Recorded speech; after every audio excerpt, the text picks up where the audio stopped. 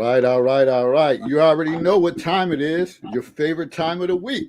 Monday night, Yes. live in the Counselor's Corner for another open court discussion. I'm your host, David Lorenzo Glover, aka the Controversial Counselor.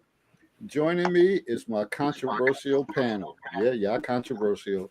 I don't know where the big bad wolf is. He might have got caught or something out in the woods or something. He's not here yet, so we can't say.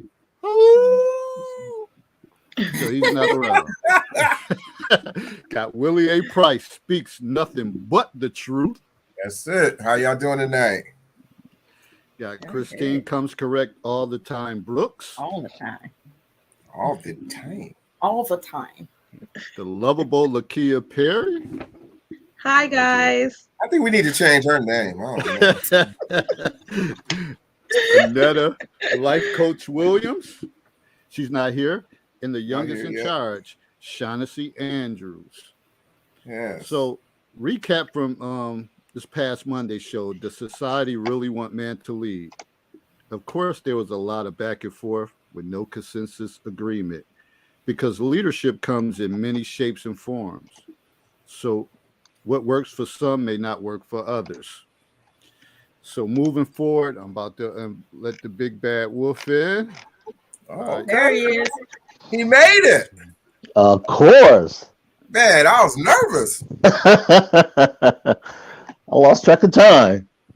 Out there with Goldilocks. Over there taking a nap. Got the youngest in charge too, but let me finish up these, and y'all can do all y'all greetings and powwows or whatever this shit y'all be doing. Let's get this going. All right, moving forward for tonight, we will start with the topic: can a step parent genuinely love their partner's child as their own? With some of these badass kids out here, I just don't know. I think a lot of it is conditioned on the behavior of the child. So we're going to go further into that. Number 2, colorism of preference. Man, this colorism topic, it always hit hard because I know for me growing up, I was everything. Black Tar Baby, Black Spook, Dark Vader, all types of stuff, whatever. But, I laugh at it now, but it's kind of painful back in the days. Oh. Number 3, black male pain. Why are we mocked? So if y'all feel that we're going through so much pain as black men, and you always say we need a hug, why do people make mockery of that? And number 4, what's the goal or purpose for dating a person? Does it get any better than this? You already know how it's about to go down. Please like and share our video, and don't forget to subscribe to the YouTube channel, The Controversial Counselor. Tell others to subscribe as well. So here we are, good people. How's everybody doing? What's good with you? What's bad with you? What's whatever. Let's get through this little segment. Everything's good on my end. My brother got married Saturday. Yeah, cool. I'm proud of him. Finally jumped the broom. Kids are Did they good. jump the broom or they just got married? They just got married. Oh, I'm just checking. You know what that means. Hey, Annetta. It's been good. It's been good stuff. Nice. All right. So we have her. Anybody else? Go ahead. What I got going on? I gotta think what I got going on. I'm in recovery mode. I was partying all weekend. I now know who? Partying all weekend. Oh, I thought you said something else. Okay. Rakira matched. My best friend matched. My girl, Rakira. And guess where she's gonna be working? Where? The Johns Hopkins Hospital. Oh, So, wow. Nice. Congratulations to her. Give her a shout out. Tell her I'm very proud of her. I definitely will. But yeah, so we did that all weekend. I literally came home this morning at 1:00. I got back from Maryland at 1:00 in the morning. I had to be to work at 6. Oh, you was wilding. Listen, today was hard. Today, like I was falling asleep talking to somebody, dropped my pen and everything. Oh no. Oh, I remember them days. Mm-hmm. Oh, Shaughnessy, y'all had a big party and y'all didn't invite me? Y'all counselor? Y'all didn't invite me? So there Wasn't your crowd. So yeah, it wasn't honestly what I can say was it was family only. And it ended up being that way because with all of her current friends also matching, family had their own parties. So other than like her friends from high school, the rest of everybody was literally family. Literally. Everybody else was family. And then of course after that they did have a performance. They had then we went to the club and then we went to brunch and then we went to the club and went to the club. Oh my gosh. It was the old days, definitely. It sounds like you're getting old, like you need like 3 or 4 days to recuperate. I am. And then yesterday, me and Rakira, we went to daggone Rite Aid and bought BioFreeze for our knees because BioFreeze. BioFreeze. Holy cow. my knee hurt. Well, my knee doesn't You trying to break it down. That's what you was doing. My Trying knee to is break it down. swollen. Both Rakira knees hurt, and my knee is swollen. So, yeah, we old. We old. Oh wow! Wait till you really get old. Glad you had a great time. Well, and I'm not gonna share it, but I can always remember this one conversation I had with Rakira. Man, we must have talked for about an hour. When she it was during her acceptance. When she was applying and got her acceptance, and she wasn't happy, but because she got so that was one of her mother's speeches at her party because she got when she didn't get into Temple. Yeah, and I had to talk her down, like, yo, chill. Right, yeah, she was boohoo crying. Her mother was talking about how she held her in her arms that whole night, and now Temple is begging and has been begging for her. And her mother was like, nope, we don't spin the block. We do not spin the block. Goodbye. We're good. We are good. So, yeah. I remember that. I have to tell her that. Yeah, we was in there for about an hour, like just talking. I'm like, you're going to be all right. You're going to be all right. It's one college. There's 6 more that want you. All right. Who's next? Got something they want to what's going on with that? Oh, good. I met the young gentleman. We took the test and just waiting on the results. Oh, wow. Oh, Progress. okay. Making progress. Did my ears deceive me? Say it again. Something. I didn't understand you, Lakia. Say that again. I'm being funny. I said, but that's awesome. Well, it might be for him, but it's the end of the road either way. hate to be the bearer of bad news. It ain't gonna change much. So why would he even take the test? Why did you do it then? It's for him. It's not for me. I thought if the end result is going to still be the same either way. Yeah, man, Herb, you changing up, dude. You changing up. No. Hold. Get him, Herb. Get him, Herb. I'm not changing up yet. From day one, I've said that this is not going to impact my life. Y'all hear what you want to hear. I've said this is not going to change. A little bit. No, I think we no. I haven't backpedaled. I just simply changed the decision. Okay. I think you changing the test for doing it. I was just about by you changing and deciding to go test. We thought that was or we assumed that was the like I said towards a relationship. So we are kind of excited for that. But that is your decision.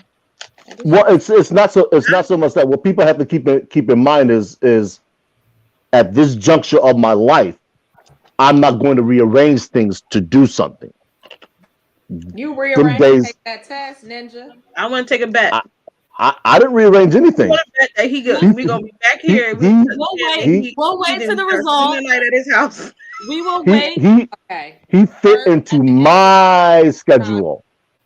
We will wait on the result. Did the right thing. And whatever happens, yes, I was just about to say, whatever happens, I wish the best for all parties. I commend you, and I pray that the young man gets his closure that he needs. However, the test results Or opening. We're gonna pray for opening. Yes. He's gonna open. He's gonna open.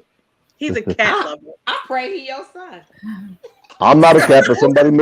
I'm not a Capricorn. Somebody misspoke. No, Anetta, me too. cat lover. Anetta, She's me a cat. too. Unless I'm sorry. Yeah. I pray he your son, and I pray that it softens your heart. Exactly. I think not. I know it will. I that's so really know sweet. it will. I know it will. You really are a nice guy. You He just try to be hardcore. Y'all don't get it. I see clearly y'all don't get it. No, you don't get it. We heard it. We ain't gotta get it. We heard you.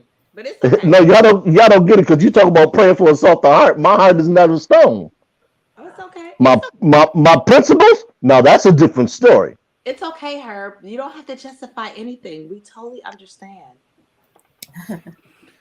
All right, so that's Poppin' and Herb's corner. Anybody else got anything going on?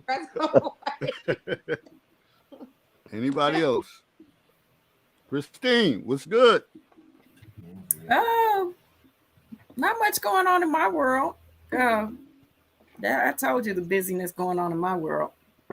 Yeah. So weekends are just relax.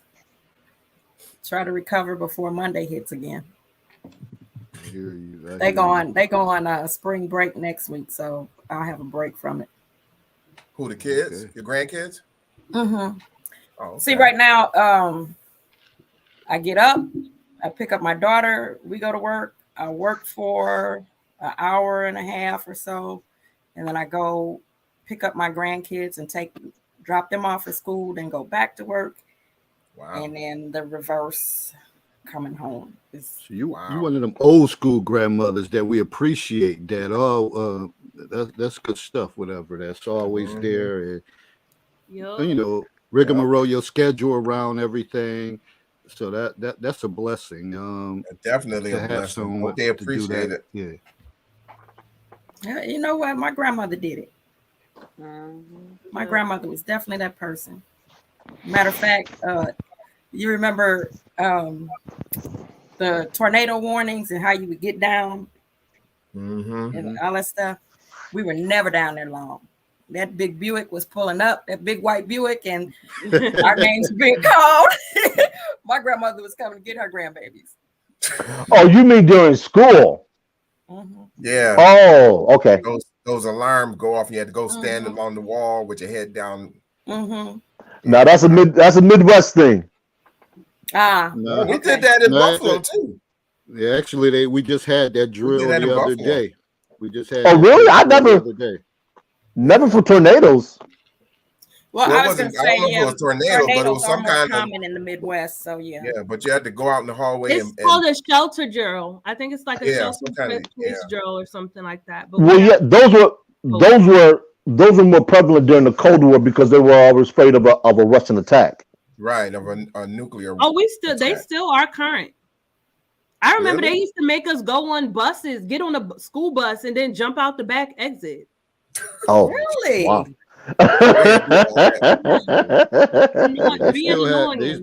They had those drills. They still have them. Really? They used to be like, I don't even take the bus.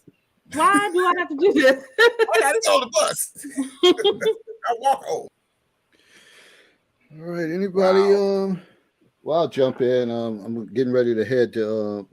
So there's not going to be a show this coming next Monday because I'm going to be transitioning coming back from Milwaukee for my uncle's funeral. So that's gotta go to Milwaukee. I wonder if Arnold's and Laverne and Shirley, those spots open, because I'm about to roll up and pull up and see if Shaughnessy like, what the hell you talking about? Arnold's Laverne and Shirley and all. Who was Arnold? I do know Laverne and Shirley because I had a Laverne and Shirley shirt. I had an S. On my shirt. Okay. I know them. So I'm going to Milwaukee, but they're probably known now for the cheeseheads with Green Bay Packers and all that. So going to Milwaukee, so be there for a few days, then I wonder. head back. Okay. So that's what's going on with me. Other than these kids, the weather's starting to break, and they're getting loose. Yes, sir. Yeah. They're getting loose. Yes, sir. Right before the spring break, they're Everywhere. getting loose. They're getting loose, and then when they return back to school, they're gonna get. So man, I don't know what I don't know what the hell I need to wear to work now because it's about to get treacherous. It's about to get real treacherous. Yep. It's and getting I'm just warm saying. outside. Yeah, but that's me. Anybody else? Nah, man. Mm, Trying to study this shit. nah. You already went Herb, anyways, man. So I've been partying all week I since see. Tuesday. Birthday girl. I see. Partying? You ain't been partying. What, you had a church Yes, party or I something? did. I saw no, she wasn't. What the- It wasn't no church dancing going on. I ain't talking. I know you wasn't church dancing, Chauncey. I saw some of your videos. Mm. You didn't see no Mm. videos of me dancing. I saw That's your the friend. You was, crazy. Other party. They Your friend got was you. One of your dancing. friends is an op. Uh-huh. You see me. I'm sure once that camera went off, you jumped right in with her. Shaughnessy. Shaughnessy. Mm-mm. Oh You yeah, was there- off camera, yes. Off camera, yes. I know. That's what I said. Once that camera went off, I know you was rocking it. I'm always innocent. So Annette, you was partying. What y'all had? Tambourines and what? Friends, my friends. Whatever. He mad because he don't have no friends that celebrate him. Yeah, ready to start up, huh? Hater. Mm. You know I'm a hater. You know I'm a hater. I seen you in that. I seen you, Smokey Robinson, and all that. That's some old that's OG right, stuff yeah. out there. Yeah, just doing your thing, having a good time, whatever. And Who a lot of opened people up for him? He showed was you just love. him? It was some local talent. They was horrible. Really? Yeah. Oh man, see how y'all want to bang on the local heads like that? I don't get that, man. Because you gotta, when they get somebody nationally like that, you gotta really be very Yeah, you gotta bring somebody with them. about Yeah. your local talent. Your local talent gotta be tight. It has to have the crowd, and it gotta be. I know because I've opened up for people. You gotta have your A game out when you open it up, because that's like a door Especially opener him. for you. Yeah. He can literally say, "Oh, I'm going to Vegas. Would you like to open up there?" And if you don't do well in that first shot, you done. That's right. He ain't trying to invite you nowhere. I'm not. The opener, everybody else started going outside and getting drinks and stuff. So I was like, "Whoa, Oh you know, wow. Ooh. that's a wrap." But yeah, so then Thursday I leave going to Georgia Okay. Uh-oh. for next party with my cousins and stuff like that. For a who party? For my next party. Oh, for your nephew. Oh yeah, because I thought I heard X. I was like, huh? I know. I thought you were something else. You know they ready to dive in on that one. No, I let it go because it didn't make any sense. But I'm not here to start that kind of controversy. Next. At her ex party. She going all the way to Georgia for her ex party. She really going to party. Had tea. Birthday girl, she partying. I hear that. Hey, enjoy life, man. I'm real fanatic about my birthday because I I hear that. celebrate everybody Yeah. else this hard. So I'm real fanatic about my birthday. Let me After ask y'all going- this. Is this a After woman's going through thing? breast cancer, I'm real fanatic about my birthday. Is this a No. woman's thing? No, No, my let me just say, boyfriend. My boyfriend celebrate his birthday forever too. I used to celebrate mine for the whole month of July, but I stopped doing that a while ago. Because I know my sister be like that, like the whole month of September. I'll be like, yo, stop. Like chill, whatever. Oh, please. When I turned yeah. 50, I celebrated from April 13th to the end of the year. There you I know sure way did. too much. My That's kids, what we- they let her Right. live to 100 because we can't go through this again. That's a resounding yes, Dave. The answer to the question is yes. Way too much. Yeah, I used to party like that, man. And especially like every weekend, but like during the week, if something was going on, I'd be out there partying. But that whole month of July, especially that's 4th of July week. Hold up, Willie. Don't tell me this. You ain't had no money pinned on you. Oh hell no. Oh, Hell I was about no. to say. I I don't was think about that's to say. hell no. I was Hell about to no. say. No, that's women's stuff. That's definitely. I've never done that one. I've never Actually, done that. I'm not into the money pendulum because I like to give out gifts for my birthday. Like I was giving out gifts, like Tim Horton cards, gas cards, all Where that. my card Shit, at? well, I ain't get nothing Where in the my card mail. at? I actually did some Yeah. lives where I gave out gifts. You ain't give My me cash no. app's still empty, so I don't know about Yeah. that. Oh, You give me no okay. card. Okay. You have to get on I'm my just saying. live. I had Okay. I'm just saying. my favorite All color. right. What's the first song on my CD? People were answering the questions, and I sent them $15 for lunch, $25. You ain't tag us in it. Okay, You ain't tag us, so Annetta. we can hear the Yeah. questions. I know. I'm sure I'll do another one when I'm in Atlanta, so I'm sure I will. Whatever. Are you gonna tag us Because in as it? much as I give, as much as I get, I make sure I give back. Yes, ma'am. Are you gonna tag us in it? I will tag y'all for sure. Okay. I All promise. right. All right. We'll All right. see. We're gonna move. We're gonna jump into the segment. All right. What we now. doing here? And I got Willie blocked, so he can't get a tag. I know I'm blocked. I didn't want to bring that up. I didn't want to bring that up because I'm trying. How we block? How we blocking panel members and shit? I thought we was a family. I thought we was family. Damn. I've been blocked. I told you she didn't like me. 2 years. He been blocked for I 2 told years. she didn't like me. I had to make her hug me. That's how she started speaking to me. Man, Yeah, I knew I was blocked. I tried to go on her page, and that's how I was blocked. I said, okay. I ain't gonna say nothing on the show. Let's get into the panel. This is too controversial. Yeah, already. We can't even go through the introduction. That's why I had my snack out. I had my popcorn chips out because I'm just watching the I don't show. have no popcorn, so I'm hating. So all right. I gotta give me some popcorn. Can a step parent genuinely love their partner's child as their own? I say it's based on behavior wise. If it's baby kids and whatever the hell it is, I don't think people be signing up for that stuff, whatever, unless they built like that. But that's just my take.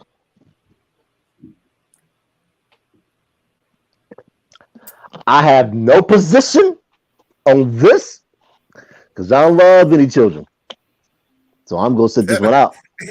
It didn't say your children. Y'all have that. Further notice.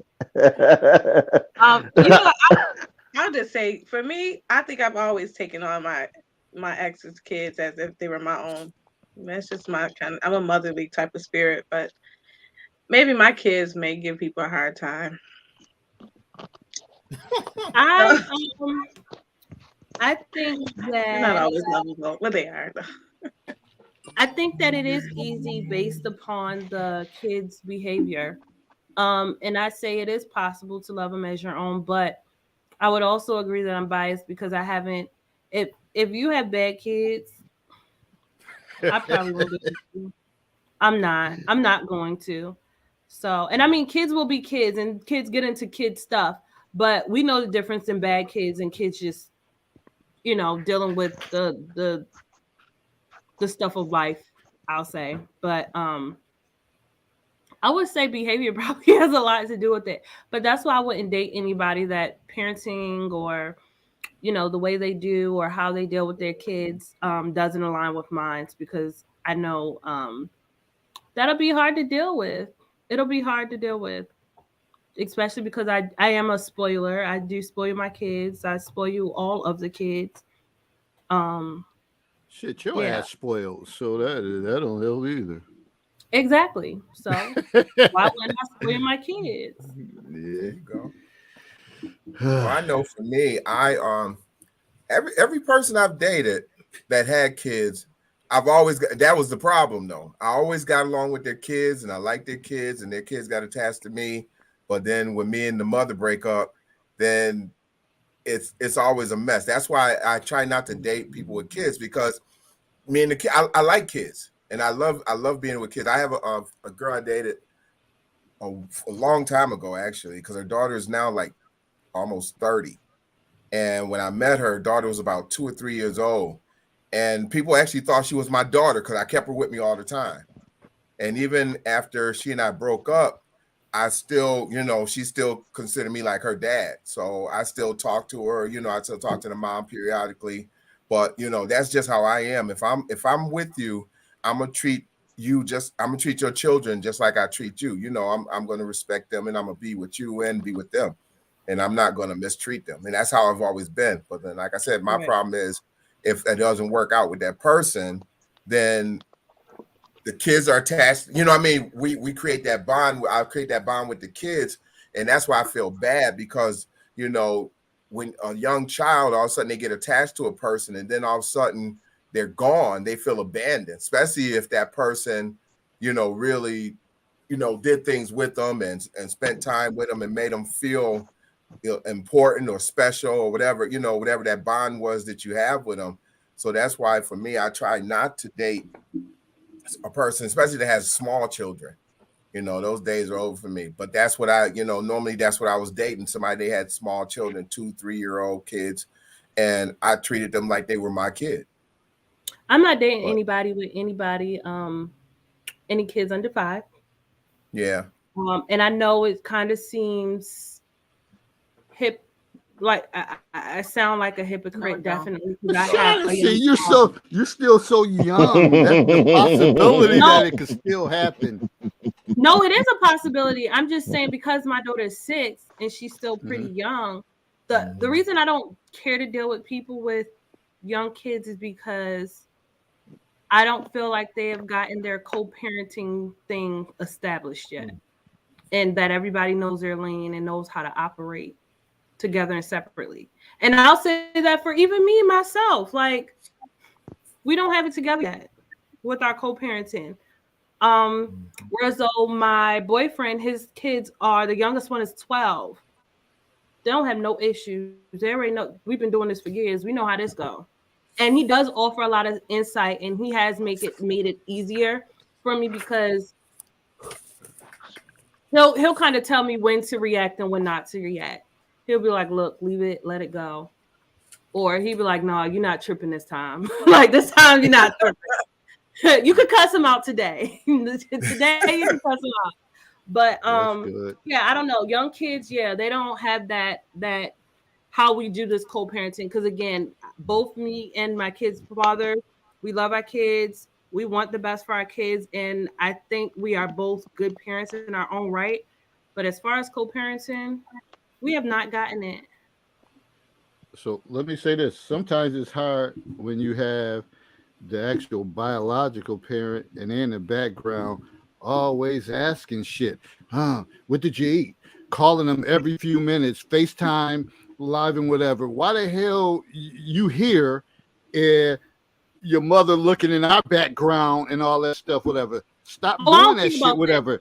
Yeah, and let them enjoy the family, enjoy the mother, father, whatever the case is. But you have parents like that that's like, oh, I'm ready to throw salt in the game, whatever. Wow.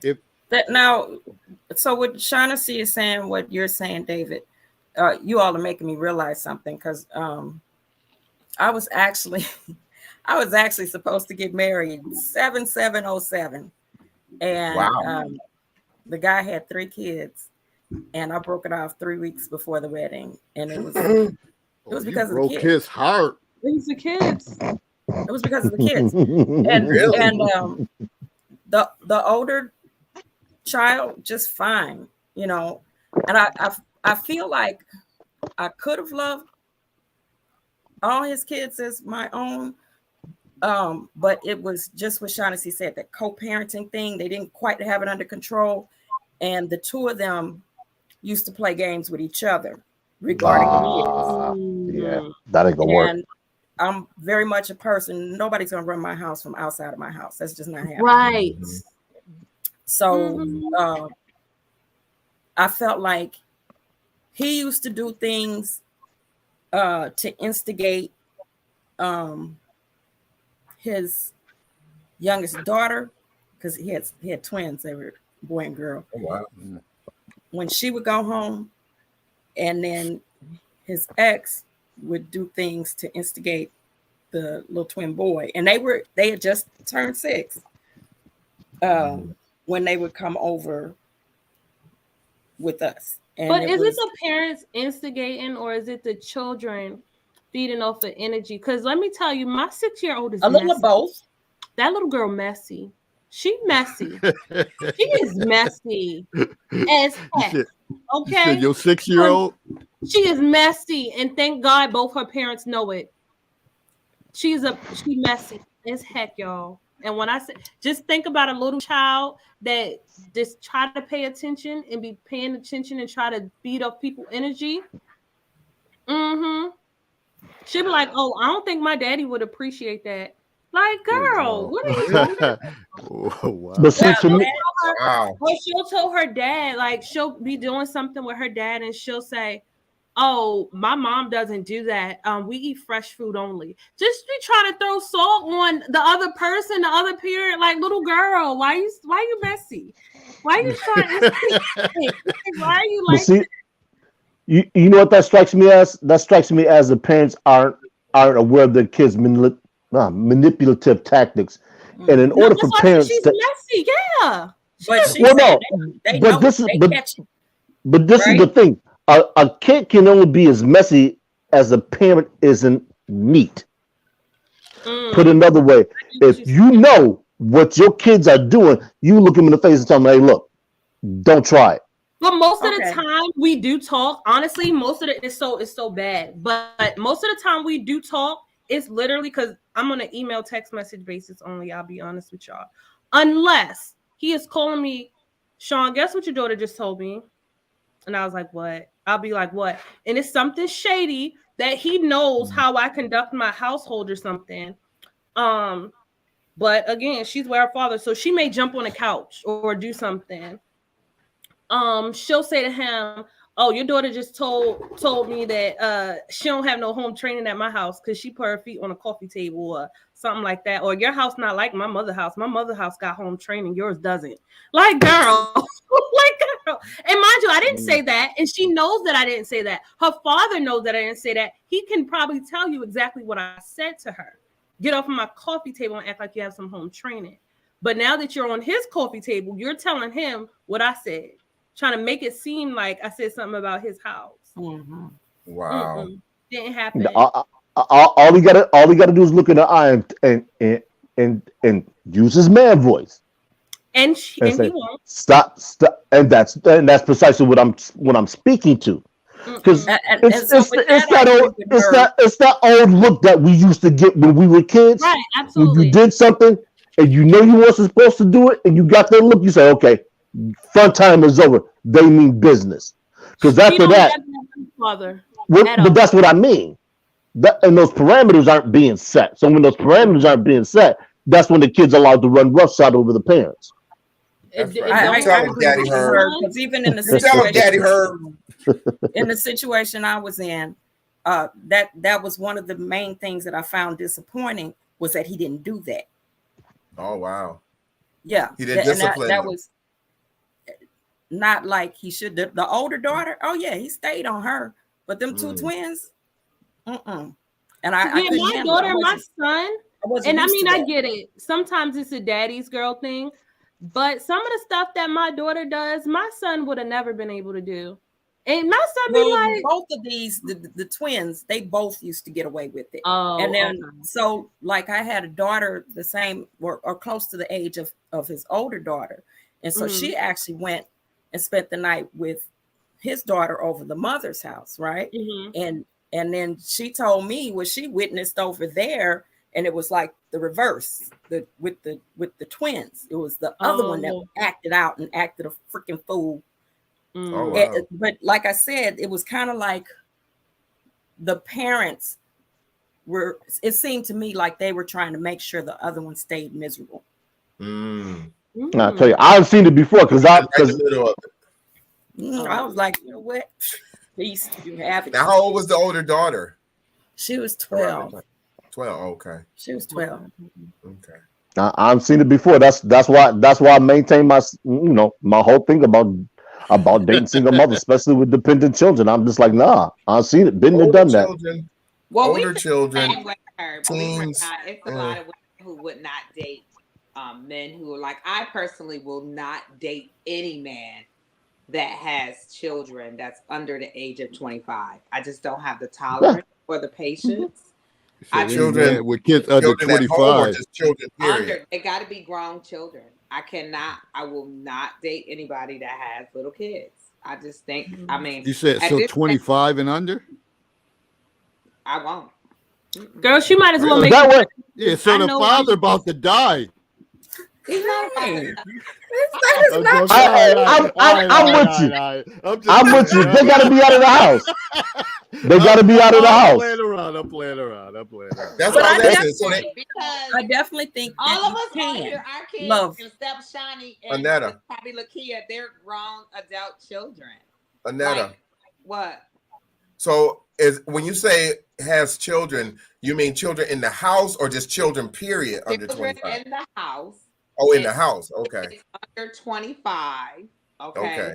Because 9 out of 10, they still on your insurance. You're still liable for them. You're still doing this. You're still doing that. girl And at I 30, don't- they still liable. don't want that type of energy, that type of I just don't. I just don't. And so What if the children are good?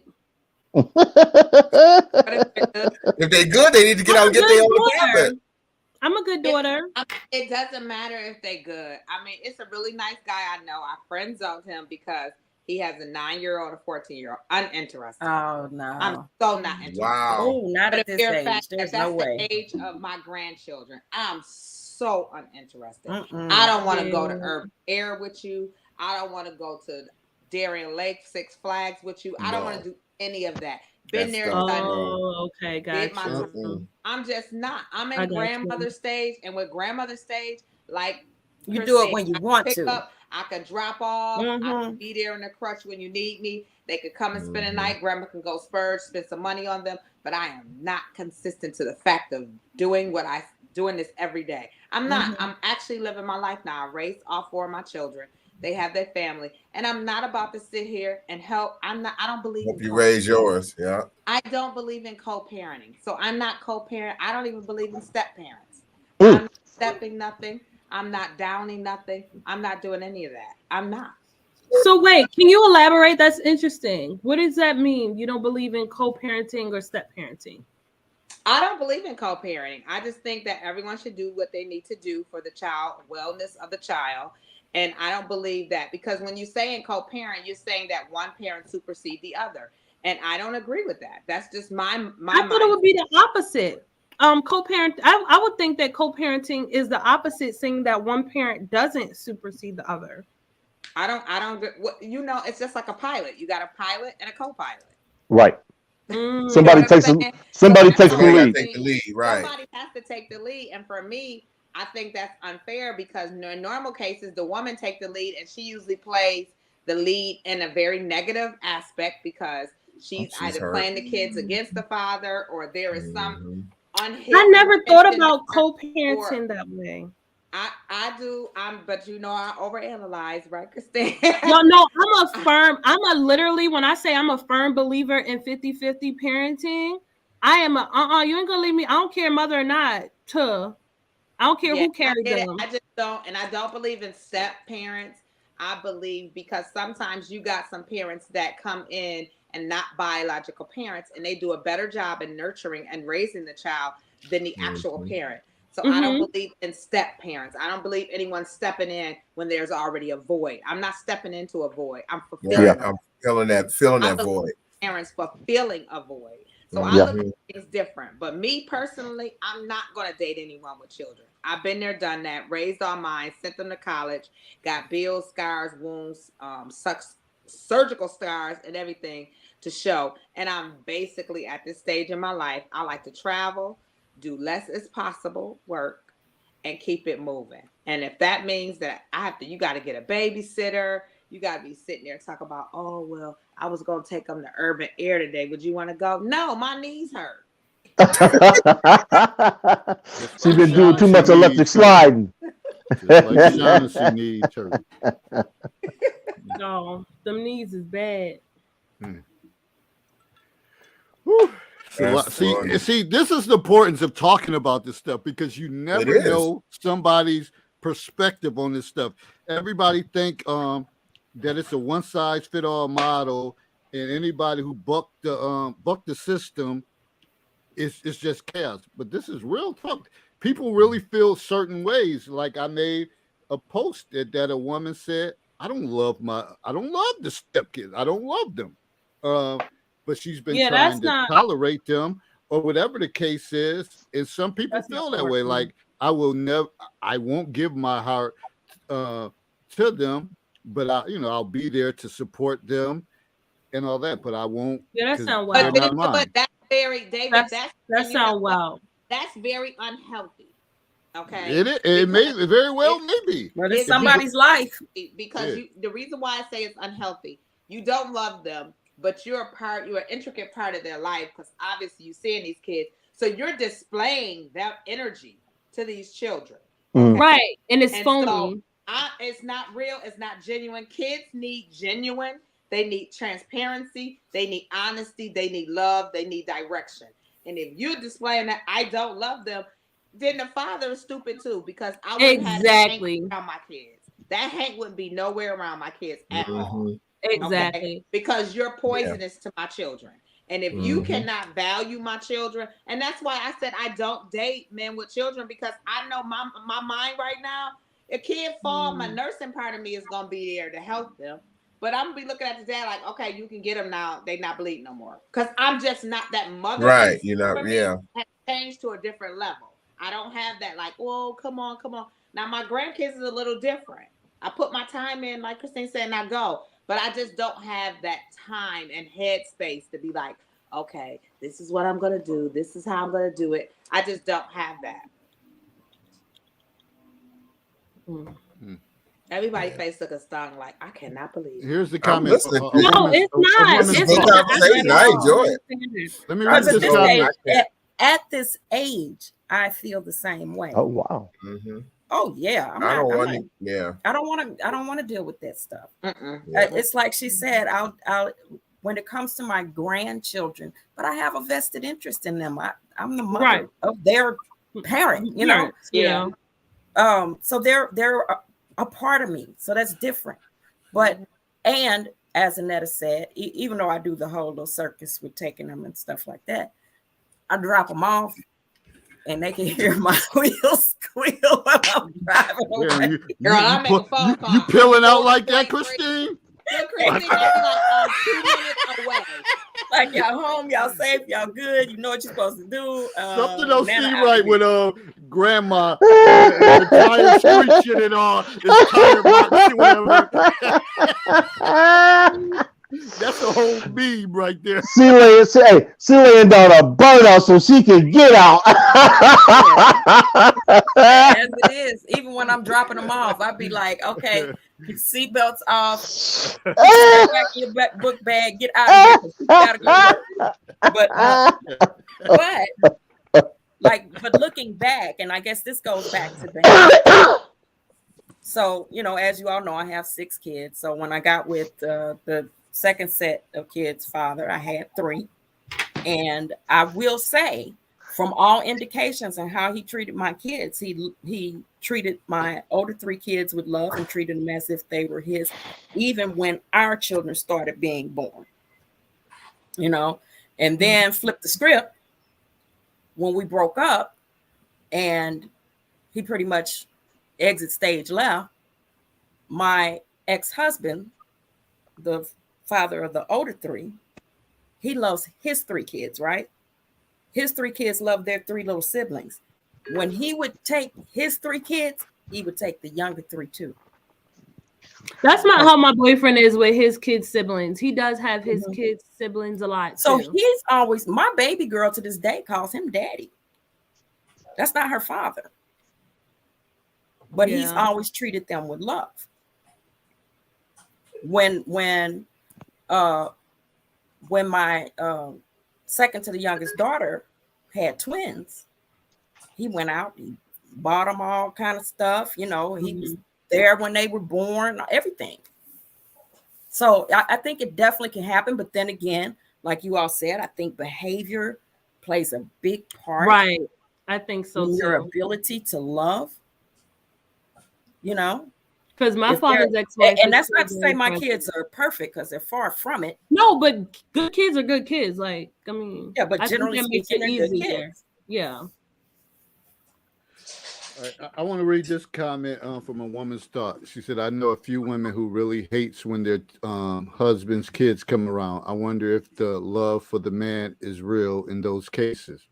That's a I good agree with question. that because I can't see me I agree. disliking my partner's children. Like how they're You're like I part of don't him.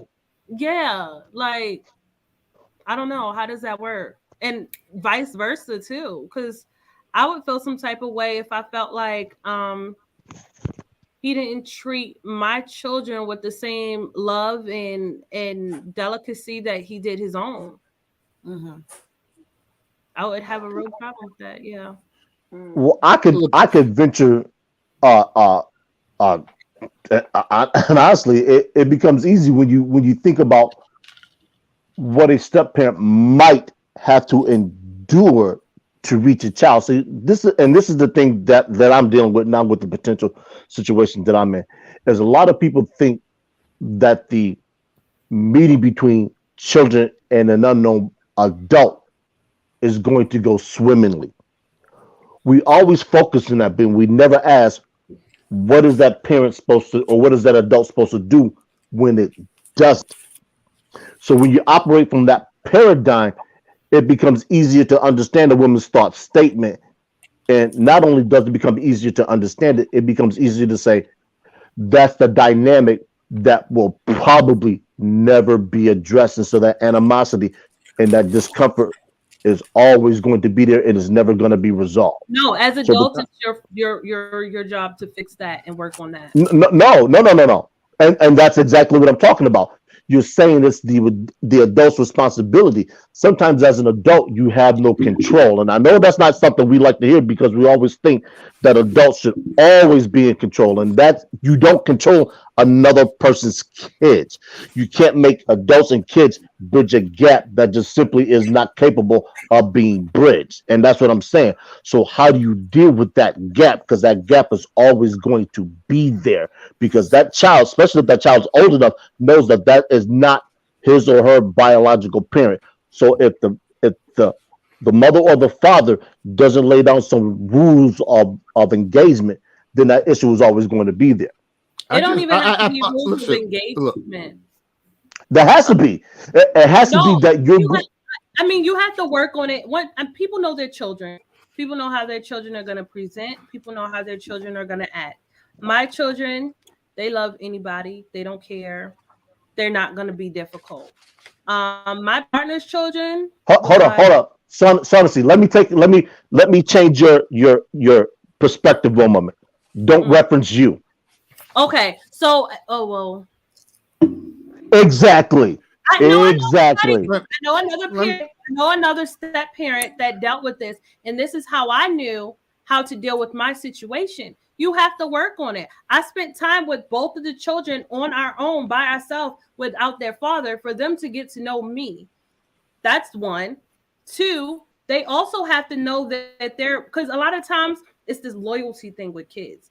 If they don't feel like their parent is okay with it, then that's when they have the animosity.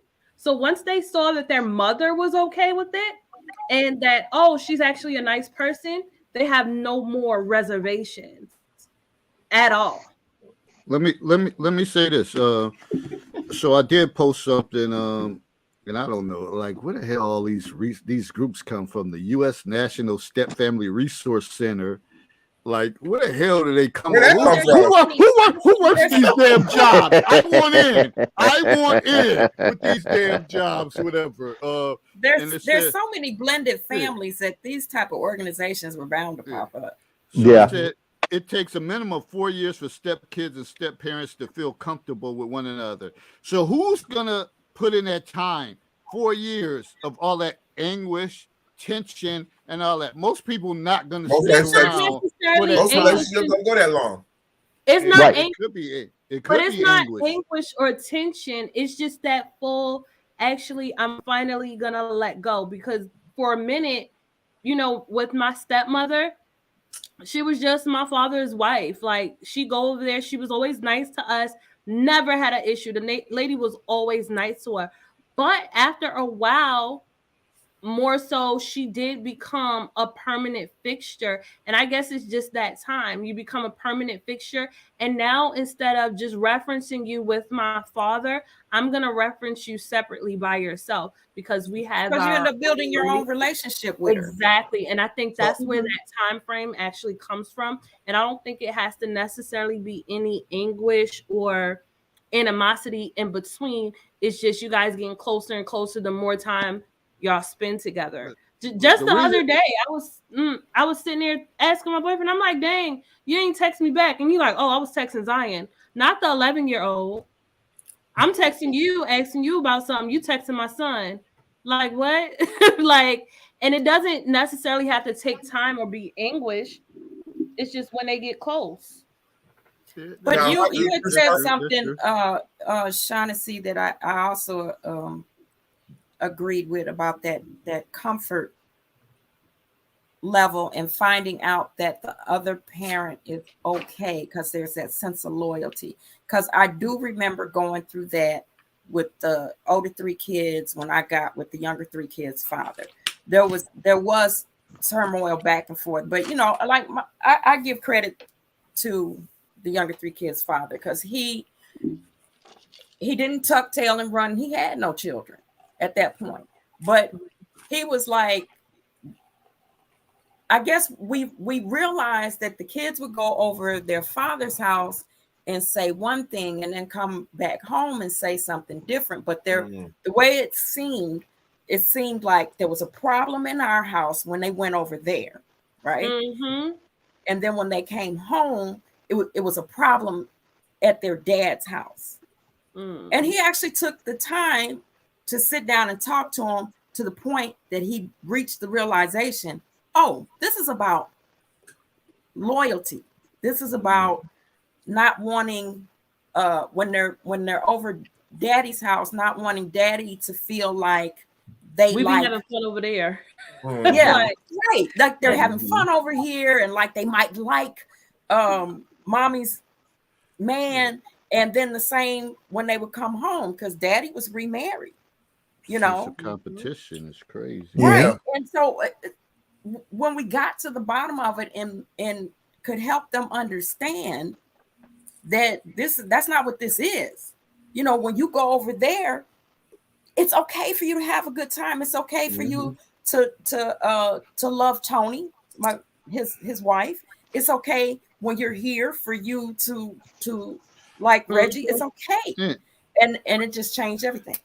And probably some of that deals with if they seen the pain that one of the parents When you went break through. up. absolutely. So if they seen that pain, they like, man, I don't want to be over here having fun, but mommy's home by herself. And mommy used to be in the room crying and upset, balled up in a fetal position, or whatever the case is. So I don't want to be disloyal because I'm with mommy most of the time. So it's a lot. It's a lot that goes on. That's why we have these conversations. So for the people who always say, well, what solutions y'all come up? It takes more than us talking about this. This is a start. To think somebody's going to be able to fix this shit right away. I don't know what world y'all in, but the first thing you do is start talking about it. Have a conversation. That's right, right. because it gives you insight, and that's the whole point. It gives you insight. You figure out the rest on your own, but this gives you more insight. It gives you more information to work with while you're navigating your way through these issues. Exactly. What's in people your that watch belt? this show that've never thought about anything until they saw this show.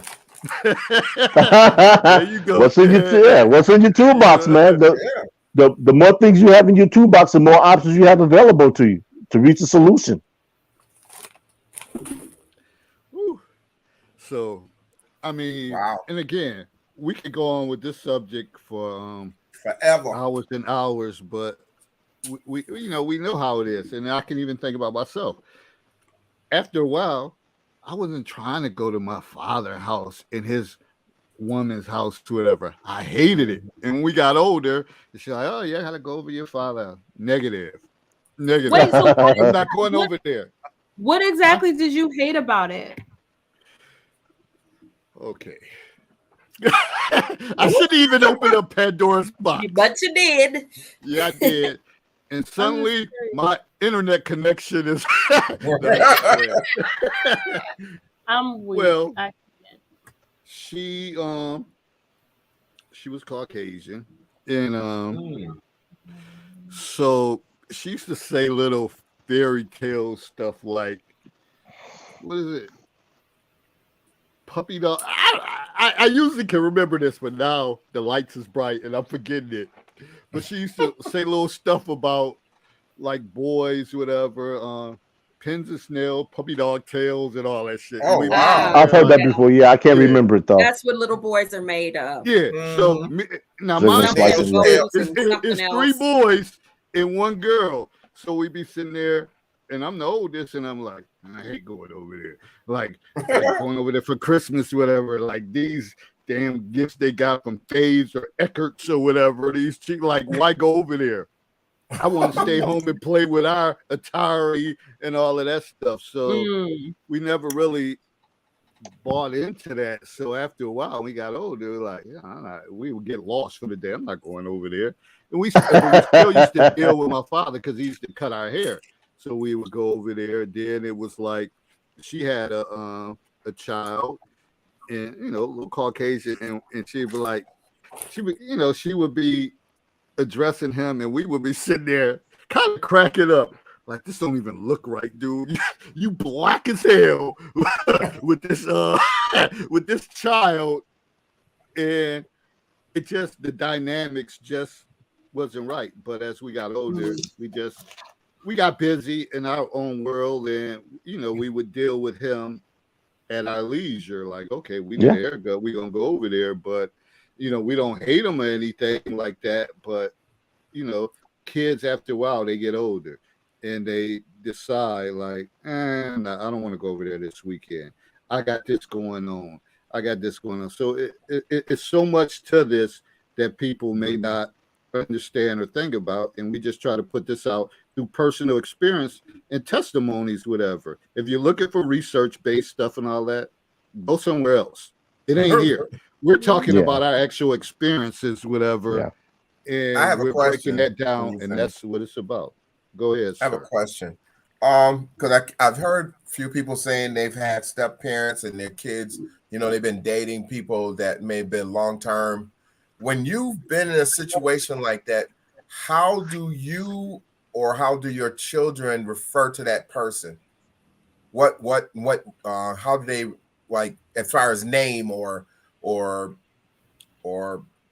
label? Do they call them dad, or they call them by their first name, or Mr. So and so? How do your, like, for example, Shaughnessy, you've been dating your guy for a while, huh? My kids call him Bobby. His kids call me Miss Sean. That's a requirement for him. I feel like calling him Mr. is so impersonal. And I say that because, like, you're not just my boyfriend. Like, if I'm at work and Zion needs something in school, you're picking it up from my house and you're taking it to him in school. Why does he have to call you Mr. anything? He sees it as a sign of respect. So he doesn't mind my kids calling him by his first name, but he's like, as for my kids, they'll call you Miss Sean. And that's just how we go with it. So he has his kids call you that, but you don't see the same for him. Okay. No, that's why I was curious, because I heard you kind of say something earlier and it made me wonder about that question. Anybody else? And they addressed dad's girl for my first name too. My kids, I'm sorry.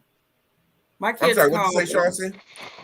No, I said they addressed their dad's girlfriend by her first name as well. Oh, really? Okay. My kids, they call my younger 3 kids call my ex-husband Big Eric, except for the baby. She calls him Daddy because he's been in her life since she was an infant. And then when I was with the younger 3 kids' father, they called him Reggie. They called him by his first name. Now, in the incident with the guy I was telling you about that I almost married, my kids called him by his first name, and his kids called me Miss Christine. But like Shaughnessy said, that was his decision. That they call you Miss Christine. Mm-hmm. My kids, when I was my oldest boy, at first was calling him, I believe, by his first name. But then when I started having kids, and the kids were trying to call him by his first name, I had asked them. I said, "Do you mind just calling him Dad, so they can call him Dad?" Because like little kids, they look Yeah. up to their little brothers. And They they look up to copy. their older siblings. And they copy it, right? So I was like, "Do you mind?" So, and he did. He was a sweetheart, and he did. And the kids started calling him Dad, so he calls him Dad. He didn't have a problem. But to be honest, I've never. I don't know. I just never really could call somebody else mom outside of my own mother, or dad outside of my own dad. I just always say, but then I kind of grew into it a little bit, but growing up, it just wasn't my thing. And my, so I think if I would keep it now, I'll probably just keep it just my first name, or Miss Lakia, or Miss Perry, Miss Lakia, like something like that. But Yeah. but I did ask my son to do that for that reason. I want to know what's crazy, and I don't know how it came about, but I called my mother by her first name, and I used to call my father by his name. My mother's name is Grace, and that's I call her Grace, and I never called her mom, or whatever the case is. I don't know why I didn't get stopped, or whatever the case is. Then my brother and sister, uh, my brother and my sister, that's what we call it. We call her Grace. We don't call her mom, and it's not because anybody who know my mother know she's. Uh, I know she's watching whatever, so I'm gonna say the right thing. She's sweet as pie, but you can be jive annoying, but that's all just too. But anyways, I don't Funny know. you said that. And I It's call my funny you father. said I that. would call him David, and that's how it was. It was, and people were like, y'all so disrespectful, but it wasn't. We were always good kids. It wasn't out of disrespect. And like my grandmother, we called her Betty. That was her name, and we called my grandfather Granddaddy. But I don't know. I mean, I We don't know if called I set the trend. So my it's grandfather just by his something that first name. happened. Just something that just happened.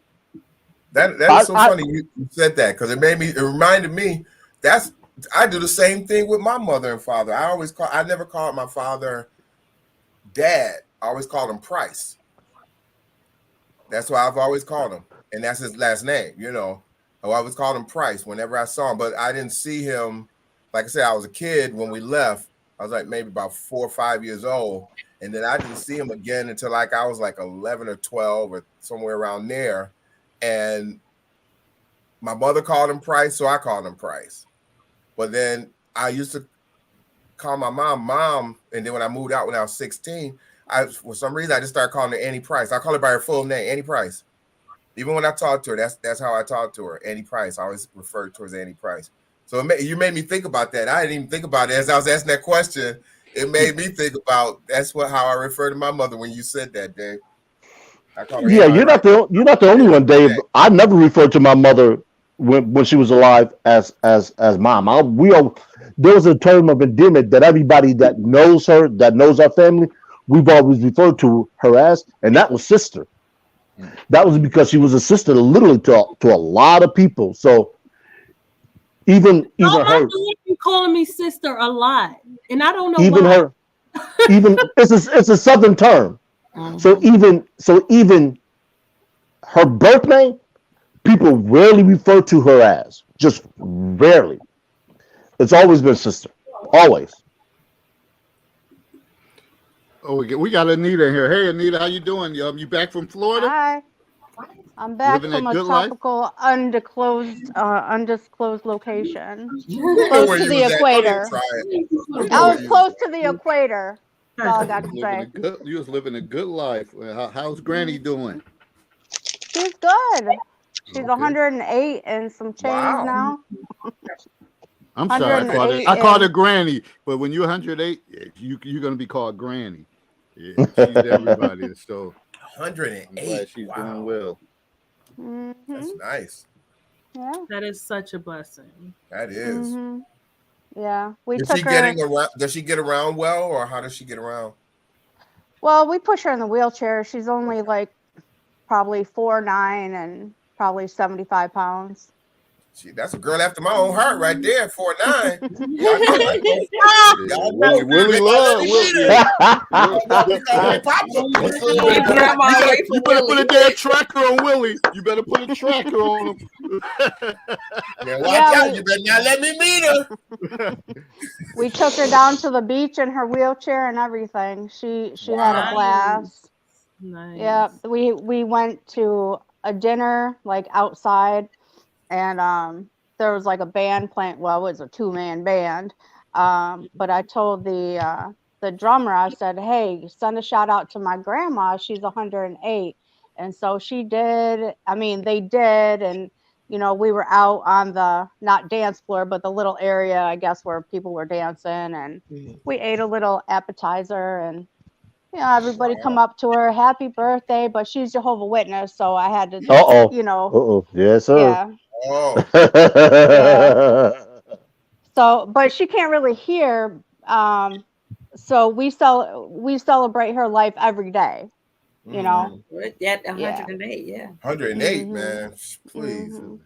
Yeah, so we were dancing in her wheelchair, clapping to the music, and everybody just loved her. And it was dark out, and then we had the lights, and it was a blast. Grandma had a blast. Wow, nice. Yeah, and it was spring break, so there was some college kids, and they were just amazed that she was that old and still living, and she was the oldest one there, obviously.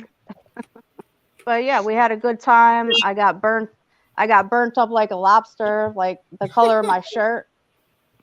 I had to go to urgent care. Oh my goodness. Because I haven't usually in my regular life, I'm out in the sun and stuff like that. But because of my heart attack 2 years ago and my other health issues, I haven't been out in the sun. So I saw my dermatologist because I was peeling. My skin was just peeling like I was a snake. And so my dermatologist said, because I haven't been out in the sun, even when you like walk in the sun or whatever like that, your skin adjusts. You might not see a tan, but your skin adjusts to the sun, your face. What was the temperature down there? Hot. Hot and steamy. Hot. Like 80, it was good. 80 like hot 90, or like 90? 85, 90 hot. Yeah, man, that's hot, especially coming from here. Oh yeah. Well, we were by the water. Like we had like a nice room with a balcony looking at the beach and the water, and it was like a private kind of beach. So we didn't have the riffraff and none of that, like I won't say bums, but like homeless people around, and wasn't a public beach. So yeah, we had a good time. Grandma had a good time. She was flirting with all the men. Glad she was trying to pick up this. Yeah, she was trying to pick up this teacher. He was old, handsome man though. I would have went for him personally. He was good looking. But anyway. I'm glad you had a good time. I'm glad you made it back safe and enjoyed it. And that's huge to live that long. And if we all knew that we had that much time left, it would be great. But we on borrowed time, and that's the crazy thing about it, because you just never know. But we're gonna segue. I was just going to say she's living by the Spirit now. She's living by the Spirit and by faith. She's amazing. And I got my hair cut. I just got like a little makeover. Oh, you real fancy tonight, whatever. You real fancy tonight. You must be looking like a somewhere model. Yeah, you must be going somewhere after this shit, because you looking real fancy. No, I'm fancy. Oh, you ain't trying to get no leftovers because we know sooner or later Herb gonna put something in the oven or That's right. something I got about the to go Jeep down. ready to roll. I'm Yeah. hungry. I think you might be in trouble tonight because everything's in a microwave. It's gonna be real quick tonight. This Hey, dude, this food guy. is food. I like microwave. I can cook Oh no, up a I'm good saying microwave wheel. it's not microwave food that's gonna be reheated. I She went to don't my care. sign She language. hungry. If she can get here in about 5 minutes, it might be some left. It takes 9 minutes to get to your house. Hey, I said 5. You might be 4 minutes too late. Well, She know how long it takes to get to her house. How you know how long it takes to get to her house? Yeah. I You know wasn't what the y'all only need one to that do? caught that. You know, I caught that girl. I was like, Yeah. I'll be there okay. in 9 minutes. Yeah. So she already Wait a minute, GPS no, that with that's her. You know, Not this is 10 the funny minutes. I make this trip 9 every minutes. weekend. This Yeah. is 9 minutes to get there. this is the funny thing. I'm always amazed at people and their perceptions of me is people think I'm a hard ass, yeah. and no, I'm just private. So yes, her and I have met. We've been to each other's house, but that's none of y'all business. That's Ooh, right. the cat's out the bag. The cat is out the bag. Okay. I ain't know about this shit. Nine Hold up. Yes. What's going on? Hey, I, We you I, live and learn, and the Herb. cows must Come come. here. I am cordial with people. I'm cordial enough to do things with people. I'm Wow. cordial enough to Yeah. go places with people. I'm cordial Cat enough is to out help people. Yeah, he is a big help. Believe it or But like not. I said, that's none of Oh yeah, nobody's he is business a because big help, everybody huh? thinks they're entitled.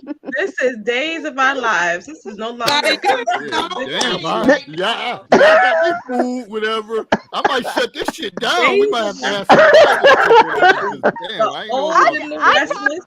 This is Like, no longer. I talk to guys that you guys don't know I talk to. I mean, I don't advertise who I talk to behind the scenes. Herbert. I don't I thought advertise either. Oh, I'm just simply saying that there are a lot of things that I do for a lot of people, and I always say that's our business. It ain't nobody else's business because a lot of people think they're always entitled to what somebody else receives, and they don't realize that the reason why somebody else receives something and that they don't is simply put that they're not worthy. let's And a just lot of people, say this. Even if I say it all the time, if you're dating somebody, talking to somebody, communicating, whatever, it's not always social media's business. That's true. absolutely. Right. True. You know what I'm saying? And my thing, that's why nobody will ever know if I'm dating somebody. Because I'm not going to tell. I ain't giving no name. I ain't giving nothing. And if I take a picture with a man, I'm always going to indicate this is just a friend. Because 9 out of 10, it's just a friend.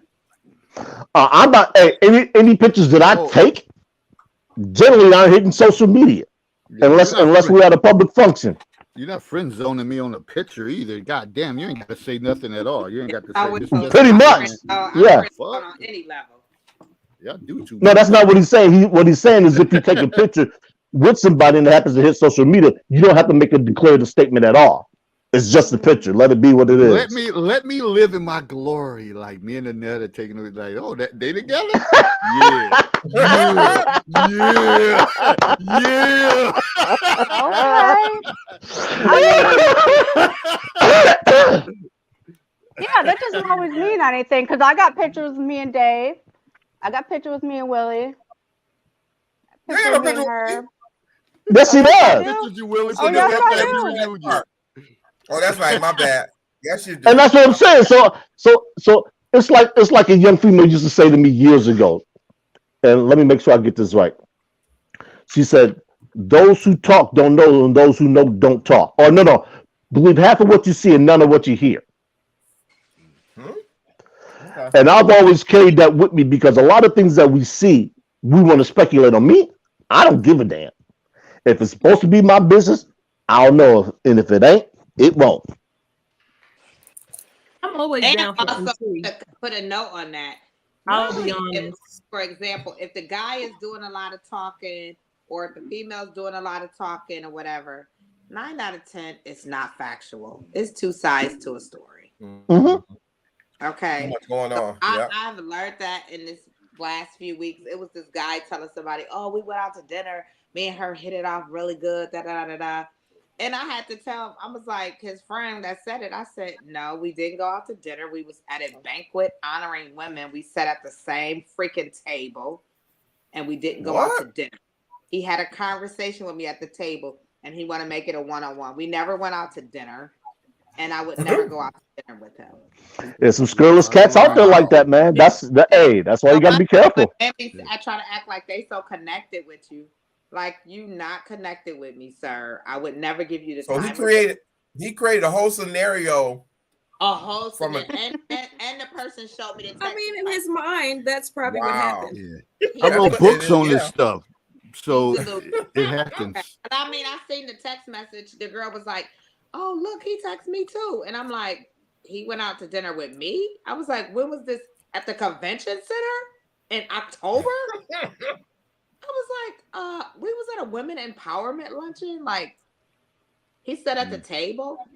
KYP. We were to dinner. We were out to dinner. I was like, yeah, dinner he didn't pay for, and I didn't either.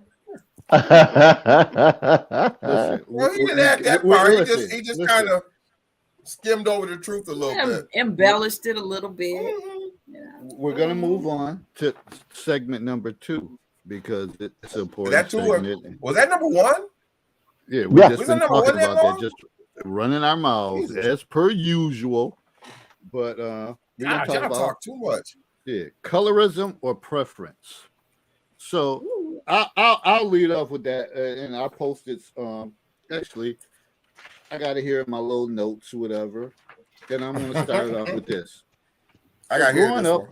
Growing up, I was a late bloomer. When it came to my comfort level with girls, much of it had to do with lacking self-confidence. And probably a lot of that had to do with my father not being around to kind of school me on the game. And we talked about the game and mentioned, but he wasn't around for that. And my grandfather, his game was different than my father. So I really would have preferred my father's message than my grandfather, but that doesn't minimize what my grandfather did for me because he was a rock and he was always there. He was steady, but he was older. So I would have preferred my father. So a lot had to do with the young girls not being interested because the complexion of my skin.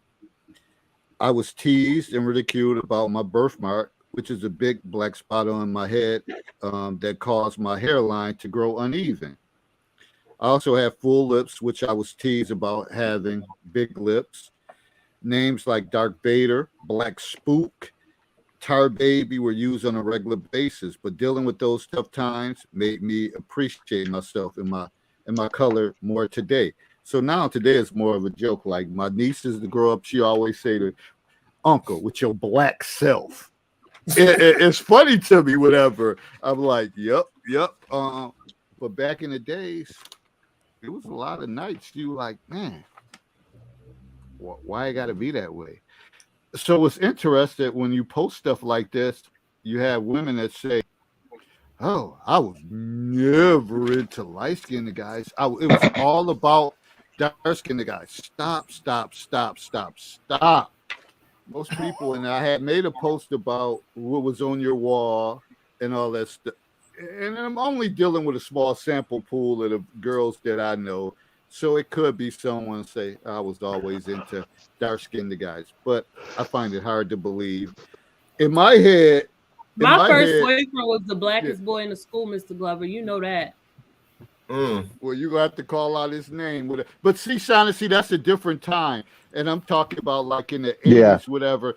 And I think to me, in my head, when black guys came on the scene, there was like the Wesley Snipes, the Michael Jordans, and stuff like that. That's when black men start dark skinned men came into fashion. Hit the scene, whatever.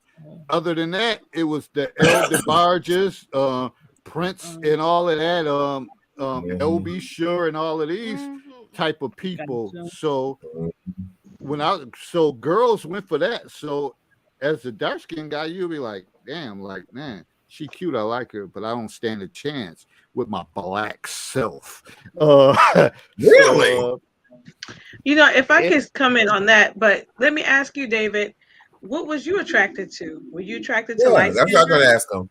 I was attracted to the heart, like it did. If it was light skin, like it, you know, there was no set preference or whatever. It was like who, because I always believed in what my grandmother says that whoever do right by you, whoever do right by you, you need somebody to do right by you. So there was beautiful light skinned Get women. There that. was beautiful dark skinned women. There was beautiful white women. There were beautiful women. Period. So I never. And I didn't have no game back in the day, so it didn't even freaking matter because I wouldn't know what to say anyway. My game was weak. It was whack. So I'm just saying. So But so I say I'm for just starting it off with that. my when I was younger, I was chocolate, like charcoal chocolate. If I showed y'all some pictures when I Yeah, was a you like showed me you was genie, and mad black with your I was, black self. yeah, yeah, I was. Like, I don't know where this complexion came from or when it even began. I was, and even but in the winter, I mean, summertime I get darker, in the wintertime you get lighter type thing. But I was blackety black, and I Really? was not Yeah, even she was bloco. attracted. Wow. Dude, did All right, nobody all right, call all me right. a black man? Okay, Nobody. I'm just trying to. Now you gonna get mad at me. Now you gonna get mad. All right, I'm with you, Latia. Go No, ahead. Peter, Go ahead, I was Latia. Go purple. ahead, Yes, I Latia. Go was. ahead. I was wearing Purple. purple too on that picture. I'm So, sorry. I'm sorry, oh no, Latia. you cool, you cool. So, I think back then I was more into lighter skin because I was looked at. It was always felt like as a dark skinned little girl, I never felt pretty. Because all the lighter skinned girls got the attention. Even when I remember I went to an all white school at one point. I think I was the only. It was me and like two blacks in the one class in out in Military Road School. And I would come with different hairstyles. Like I had a Jerry curl. One minute my hair was straight. Next minute I had a Jerry curl. And then I went to Abbott School. I can remember these boys. They were like, who were the prettiest girls in the class? I made bottom. And this girl I know was uglier than me, and I still made the bottom. Wow. I'm serious. And she was like, really? And I made the bottom. And the funny thing is all the guys that did that now trying to kick it to me now. So it's funny how the tables turn. And Mm-hmm. and back then, it was just I never was like I was always like the black sheep as far as like dark skin. And I, being not, being felt being attractive because lighter skin was always more appealing to most guys than it was than dark skin, being a dark skinned woman. Well, young girl. Yeah. Well, That was I my was never experience. black. I was always like tan. So, Yeah. Yeah. but You when I did, consider light skin, bright but skin. yeah, but when I lived on North Avenue, I got called white girl a lot. And I Really? thought that was just so disrespectful. That's North Ave Yeah, for I'm like, you, man. why are North you calling me Ave. white girl? Like, Yeah. do I call you black boy and black girl? It was weird. But I always had like a little Armenian tan, and so I wasn't like fair skinned. I think people didn't just know what I was. When I first Besides met you, I not thought African you were American. Hispanic. Yeah, When I that's what first a lot met of you, I people thought, think now. yeah, Yeah. that's why when you said they called you white girl, I thought that was the first thing from my mind. Because when I first met you, I thought you were Hispanic.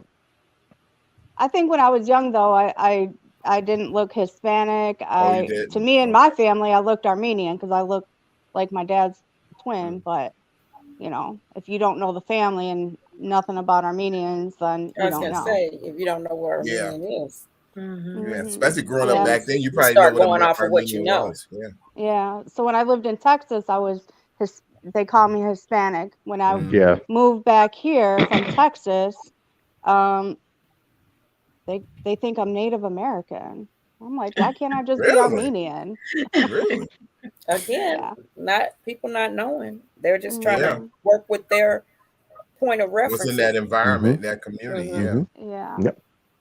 That's like I if would you have a say, West Indian accent, you're automatically Jamaican to everybody. Yeah. It's like, no. Yeah.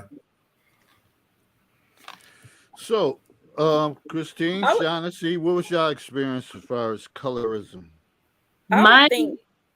Go ahead.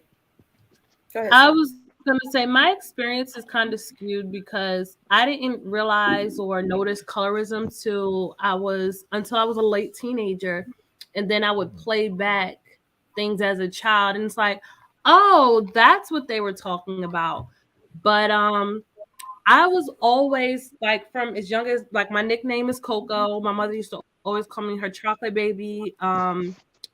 I was always complimented on my skin, not the oh you're so cute for a black girl or a dark skinned girl, because I hate that part of it. But my mother always stressed to me how pretty I was and how pretty my skin complexion was. At the time, I thought she was just a mother being a mother, like you just telling your child she's cute. But it wasn't until I was older when I realized like, oh, like people really play this game where because you're a certain complexion you're less than, or they people pretend you're less than. But I can't say that I experienced it to my face now or realized it, because yes, I was called black. I was called Blackie, Oh, Tar. so I was told I didn't need to be in no sun, but I didn't know. Damn. I Wow. didn't realize that it was actually my skin complexion rather than kids just being kids. Because if you tell me I'm black, I'm gonna call you a fat bubblicious because you are a little chubby. So delicious. I didn't know I didn't really know that, I was being made fun of necessarily because of my skin. I thought we were just talking about each other or, being kids. And I wasn't really into my mother was very direct when it came to boys and having conversations. She always told me little boys don't know what they're doing. You're gonna have sex with them and it's gonna hurt. They're gonna waste their time. You like, yeah, my mother kept it a whole 100% with me. So at that time, I wasn't worried about what boys was interested in me and what boys wasn't. So by the time 8th grade and 9th grade came, most boys wasn't really on the light skin, dark skin thing. So yeah. All right, Christine, Annetta. Well, Christina. kind of like Shaughnessy described. So growing up, I didn't really know or understand the whole colorism thing. My mother's light skin like me. Her mother's dark skin, right? And she had this beautiful dark skin that had uh, red undertones. Now, me being a Mhm. kid, I'm not understanding that, this is my complexion because this is what I was born with. That's her complexion because that's what she was born with. And I remember asking my mother, how did grandmommy get that beautiful?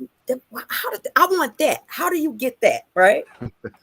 And my mother was like, well, your grandmother drinks beet juice. So she's not understanding what I'm asking.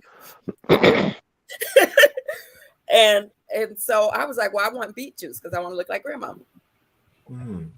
It was a setup. What a hell of a setup. Because Because beet juice is I ain't drinking or nasty, eating y'all. nothing to do Oh, with no beet juice beets. is I'm nasty. sorry. Ooh, jeez. Beet juice is nasty. Okay, so but then getting older, so I actually got picked on about my complexion by other girls. I got picked on, but I was not like um I wasn't boys' first choice. Maybe when I got up in high school, but like when you first start liking boys, I was skinny. I was skinny. I was shy. Nobody was checking for me. You know what I'm saying? Um, so probably by junior and senior year, that's when people became more interested. But then for me, I I will say preference. I won't say colorism for me personally, because my preference was always dark skinned men. And I think that was based on my favorite uncle because my father's light skinned too. But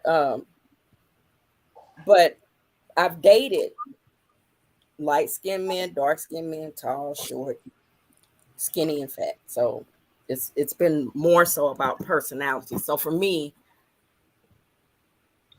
complexion is preference, not colorism. I think it becomes colorism when you're like, well, light skinned girls are yada yada yada, or dark skinned girls or this way. Then you're talking about colorism. When you Right. have a problem with, Another complexion, yeah, or think they're inferior, or yeah. superior. Yeah. Anetta. Anetta. I personally always had an issue with my color.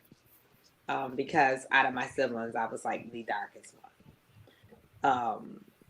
So I basically got the Haitian color, the skin color, the bone structure, all that from my dad's side of the family, and even the hair texture. But I never, because I didn't like my color, and I used to be called the little chocolate one, but she really, really smart. She's really, really smart. So it made it like my only plus to life was being smart, that my color was not good. So I felt that for many years. So I didn't date my color. I always dated men that were lighter than me, or possibly Caucasian. I never got, and I'm still like, I'm more open now to dating men darker, but I still have that little back of my head that I really don't prefer dark men. So that color thing did bother me. And I went to Penn State. I went to a school that was primary, Caucasian. And I always felt like I blended well with them because I was very smart. And I always prided myself on being smarter than them. Go When ahead, I was smart in high pants. school, Go ahead, smart pants. I was gonna say when I was in high school, I didn't have a preference of black eyes, but dark-skinned black eyes seemed to have a preference for me because I was curvy, and a lot of white guys did not prefer my Because you were curvy. body type, huh? Yeah, they like Because you were curvy. they like Yeah, anorexic women. Yeah. yeah, they like the Barbie, the Yeah. Flat Barbie, butt. yeah. And I was like, I'm not a toothpick. I'm never gonna be a toothpick. I got curves, and that's what it's gonna be. But I actually never dated a black guy until I joined the army. Wow. And then I don't have really a preference. It's all about really how they treat me and personality, charisma, romance, stuff like that. Wow. So I think for me it was kind of difficult. Well, I was really serious relationships. I think, well, long-term relationships. So when I got one, I stuck with them. So anybody My else want turn. to add? My turn. I know Willie got a Oh, story. Willie moment. Willie moment. I'm writing Damn. notes. Got a story. I'm writing notes. We almost slipped This that is a good subject. I got some stories for you. Okay, Well, limited to like one or two stories. One or two stories. All right. Shut I it down, just wanna say Christine. that Shut this growing shit up, down. I didn't have colorism. That was never my issue. I told you I was height challenge thing. So if it was 5'2" and under, I didn't care what color you were. But it reminded me of a story, and I may have shared this before on the show, where when I was in third grade, there was a young lady, and she was very dark skinned, and she had short hair, and she really liked me. But like I said, back then, I was hanging with my little friends, and in third grade, running around. She would always get my face. Huh? Third grade. Third grade, Build Man, Academy. Like this story, you're gonna love it. So you remember third grade? Oh yes. People are surprised. I can tell. I walk up to them, say their name and everything, and say third grade Build Academy. I have a photographic memory. But so I saw her, and I would say, I always say to her, get away from me with your bald headed self, get away from me with your black self, get away from me. And I used to say that. But at third grade, you wasn't thinking that that was, you know, that was hurting the person like to the point. But I would always say that to her. Like I said, I wasn't into color, but it was just because she liked me so much. She was always around me, and my friends would make fun of me because they knew she liked me. And so I would always say that to her, and it would hurt her feelings. I saw it hurt her feelings, so I stopped saying it, but I stayed away from her. And years later, I was walking in the Main Place Mall, downtown Buffalo, and I saw her coming toward me, which is what I was just telling you, Shaughnessy. I saw her, and I'm looking at her, and I'm like, I know her. And I said her name, and she turned around. I said, yes. I said, you know, Willie Price, 3rd grade, Build Academy. And she was like, yes, I know who you are. And I said, hey, you know, what, you know, just having a conversation. You know, what are you doing now? Where you know, why are you downtown? And we hold this whole conversation. And she just like real short answers. And I said, well, hey, maybe we can get together sometime, go out for, you know, lunch or, you know, go to dinner, maybe just catch up. Oh, Not you trying to spin a block. yeah. Huh? When the I first said, dinner not you date trying to was it? spin a block. No. Oh, But I get don't even know this. why she No. talked to you. I would have said your bald head. Listen, With your Thank bald you. head show. because Hell this no. is what happened. This is what happened. She looked at me. Now we stand in the middle of Main Place Mall.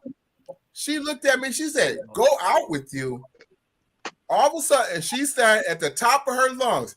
I remember in 3rd grade when you used to call me black and bald head. Now you want to go. I mean, I was just standing there looking at her. I was just standing looking, and she was going. I mean, just going. Remember all the stuff I called it, everything I said, and how I treated her. You And probably you would make scarred that me girl for cry. life. And now you want to go out with me. And I was just standing there like, but we were in 3rd grade. Willie, those stories sound familiar even at the age you are now, don't they? Say what? That story I sounds hear you. familiar even at the age you are now. It sounds familiar. It does. What do you mean it sounds familiar? Just think about it. You called her bald-headed ugly. You called me fat. Ooh, oh. I called you fat. I did not call you fat. I was talking about somebody else, and you got upset because you said they were related to you. That ain't had nothing to do with you. Don't even try it. Stories, Willie. Don't even try it. You blocked me because I talk about your cousin. You know what you blocked me for. But so she was actually upset with me, and I mean, I literally hightailed out the mall, and about 2-3 weeks later, I was in a drugstore, and I saw her coming in the drugstore. I was trying to hide under the counter. I was trying to hide everything. I mean, I could not hide. And she walked up to me, and she was smiling. Hey, Willie, how you doing? You know, and she actually invited me out. Well, she got it off her chest, I guess. Yeah, Right. and that's what it was. And Did that's y'all what go it was. out? But it made me realize things, you know, we say to people, we were 3rd grade, and that was something she carried with her from 3rd grade. Until Well, when if she- you think Words about, are for example, Michael Jackson, he said his brothers teased him and called him Big Nose, and look what he did. right, to and that's why he himself, changed himself. trying to so erase much. that pain. Lil' Right. Kim, Yeah. look what People she did talk to about herself, her. trying to erase that pain. Mm-hmm. You And know? it never and That that's stuff why can be lasting. and I talk to my program when I talk to the boys in my program, we talk about that all the time, you know, and that's what I share with them. I share that story with them because I say you never know how the words that you say, you know, can hurt somebody, and you may be playing or think it's funny or whatever. I said, but you never realize how that can hurt somebody. But I just shared that story, but I've never been into colorism other than 3rd grade. But other than that, I've never been. My big thing, and this is Shaughnessy, made me think about Shaughnessy. I used to always say I would never date anybody with dreads. I always used to say that I would never date nobody with no dreadlocks in their hair. I met this girl when I went to Toronto. Name Osai. As a matter of fact, happy birthday, Osai. Today is her birthday, actually. Her name is Osai. I met Osai, and this was literally 20 plus years ago. And I met her, and we are still friends today. We ended up dating for a couple years, but she had the dreads and everything, and I like I said, I always said I would never date anybody like that, but I never knew anybody like I knew her. So I always say to people, I never say about color or hair or anything like that. If I like the person, if we have a good communication, and like I said, she and I met and dated 20 years ago, and I would say I would never date anybody with dreads, and we're still friends today. When I spoke in Toronto 2 years ago, she came and showed up at the event where I was speaking, and we hadn't seen each other in like over like maybe 5 or 6 years. And she showed up because she heard I was going to be speaking in Toronto, and we hung out like the rest of the night, and we still stay in touch with each other. But I've never been into color. Like I said, my thing is 5'2" and under. That was always my issue. If you're 5'2" and under, so don't let me meet your grandmother because she's 4'9". You'll be calling me Papa. I better watch out, girl. Whoa. I don't know about that. I'm just playing. I know. No, that's always been my thing is height. I'm a height person. I'm not a color person. I've dated all colors, sizes, shapes, all that stuff. No, So, I mean, and this topic still is pretty much relevant, and it still goes on. For example, I just had a situation. I had to do a mediation where I had a young lady. I forgot. She's from her family's from Africa. She might have lived there, but this one guy, he's young man and African American black guy, student, and he always made reference to her being black. Oh, I So love he that. tried to set up one of his buddies that's kind of biracial and pinned it on him that he called you black. So they're all in my office and I'm sitting around and I'm like, yo, dude, do you realize you just as black as she is? Like both of y'all black with y'all black selves. I ain't say that, but that's what I wanted to say because that's like our family thing. Like I said, that's what my niece always called me, uncle, with your black self. So I said, look, you're black, she's black, I'm black. And I think I did say with our black selves. I said, so what is the problem? And I was just joking. I said, it's never a joke. It's never a joke unless somebody's joking with you. And that's what you don't understand. If they're joking back and forth, that's when it's a joke. It's not a joke when you say stuff and they're not responding, or you can look in their facial expression and they're upset. So I had to call home, and the mother was like, I don't know, Mr. Glover. He all of a sudden now he's this jokester or whatever, that to the point that his father was upset because everything he ends with, it was just a joke. But this is the second time there's some racial stuff dealing with color that he said. But I think now he might feel the heat because when he came to my office, he said, I'm kind of feeling feeling a little nervous because a lot of kids, I think they want to fight me, whatever, because you set up one kid behind this. So now I think this might be the experience that he might tone it down. It might not say anything after that, but it's just interesting. Like, dude, how you talk about somebody black? If I could say what I want to say, and it would have been more impactful, but we only could say so much. I said, your ass blacker than the ace of spade, and you talking about her black, whatever. But I can't say that. I can't say that. So you got to sugarcoat stuff. So that's the frustrating thing about education in certain sectors that you work in, that you can't say what you want to say. That would be more impactful. That's why I think it benefits kids when they go, like, especially if it's a kid that's going to college, to go to a college that has a diverse group of students. HBCU all the way. No. Too many Negroes, but with their black cells, But I went to the University of Buffalo, and when I went to UB, like I told you, I always talk about how I moved out when I was 16. So when I went to UB, because I was living on my own, I actually moved on campus. and I lived in the international dorms because Yeah. I didn't have anywhere to go during the summer break. So I could either stay on campus or, if I needed to, or I could stay on campus during Christmas break and things like that. But because I stayed in international dorms, it allowed me to meet such a diverse group of people. I met people from all over the world, and it really changed my view about, different people and different cultures and different races. And I met, people. I met one young lady, and her uncle was a prince, and she used to say it, and I used to, oh, okay, whatever. You never meet people like that. And then one day she handed me this dollar, like a bill, like a currency. And I'm like, okay, what you handed me that for? And she said, that's my uncle, the one I've been telling you about. You Her sound like uncle was on the currency. Yeah, her uncle her uncle really was a prince. And and her uncle was on the currency that she handed to me. And she kept saying, I told my uncle about you and he wants to meet you. I'm like, what the hell?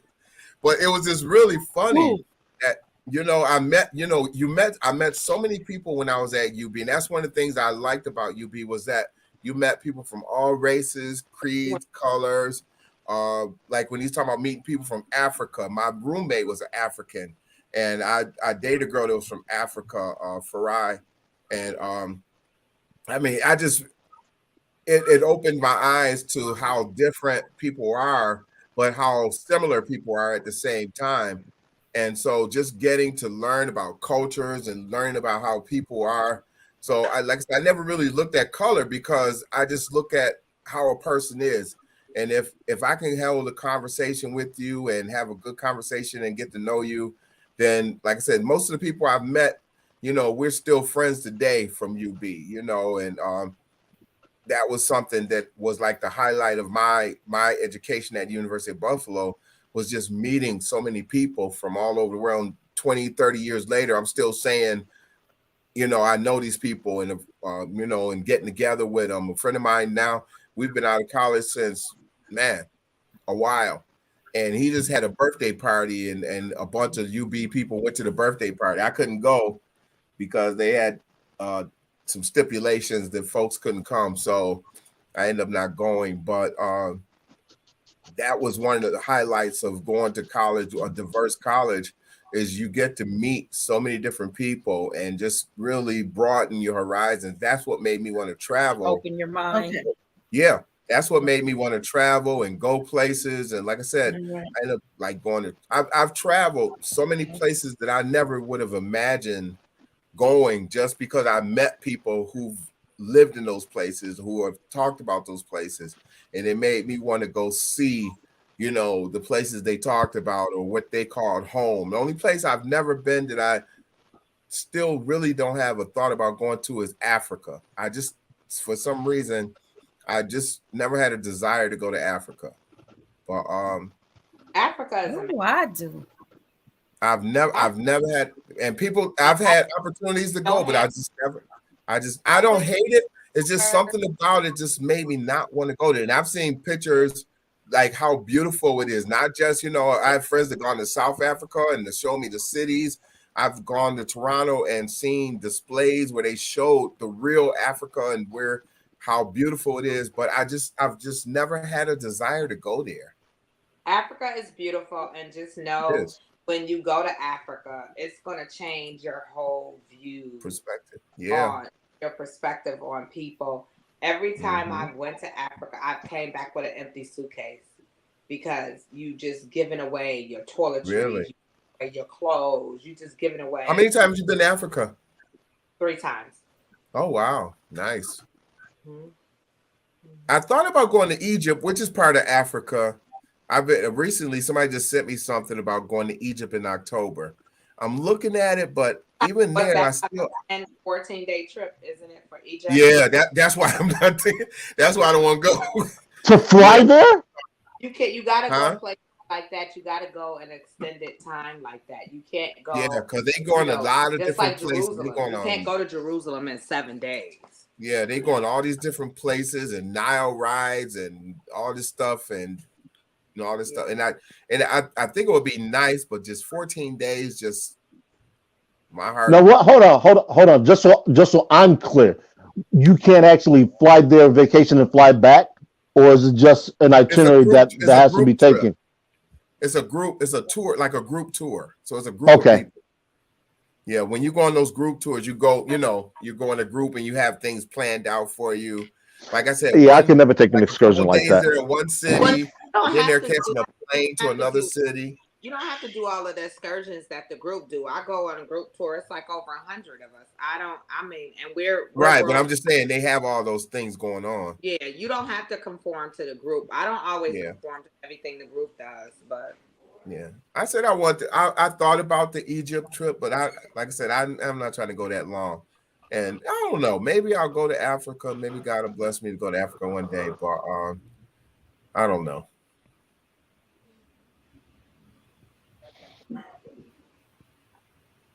Cricket. We can't hear you. Who? Oh, Dave. Dave, he's got himself muted. Speak up, Dave. No, speak up, Dave. What'd you do? You might have to go out and come back in. Can y'all hear me now? There you go. All right. So we've been talking about the colorism thing. So is there anything else y'all want to talk about? Because then we got another banger that we got to come with the black male pain. What the what? Black male pain. The pain the pain y'all put us through. Yeah. That it seems to be mockery made that, oh, y'all need a hug and all of that stuff. So and I don't know, this may be, and this ain't specific just to the counselor's corner, because y'all talking about 3 or 4 guys that y'all keep talking about. We know it's like over 200 or 300 some guys in there in the counselor's corner, but y'all talk about like 5 guys. Mm-hmm. That's called bullying. They need a hug. It's called bullying. Let's see, but I take this. I'll start with this. I take this outside of the group because when I'm on podcasts, whether I'm a panel member or I'm just watching the comments, that's often a trope that a lot of black men throw out at a lot of black men. And the thing that is never taken into consideration is that if somebody actually needed some assistance, then why are they being belittled as opposed to being offered it? Well, they are being offered when somebody said you need a hug.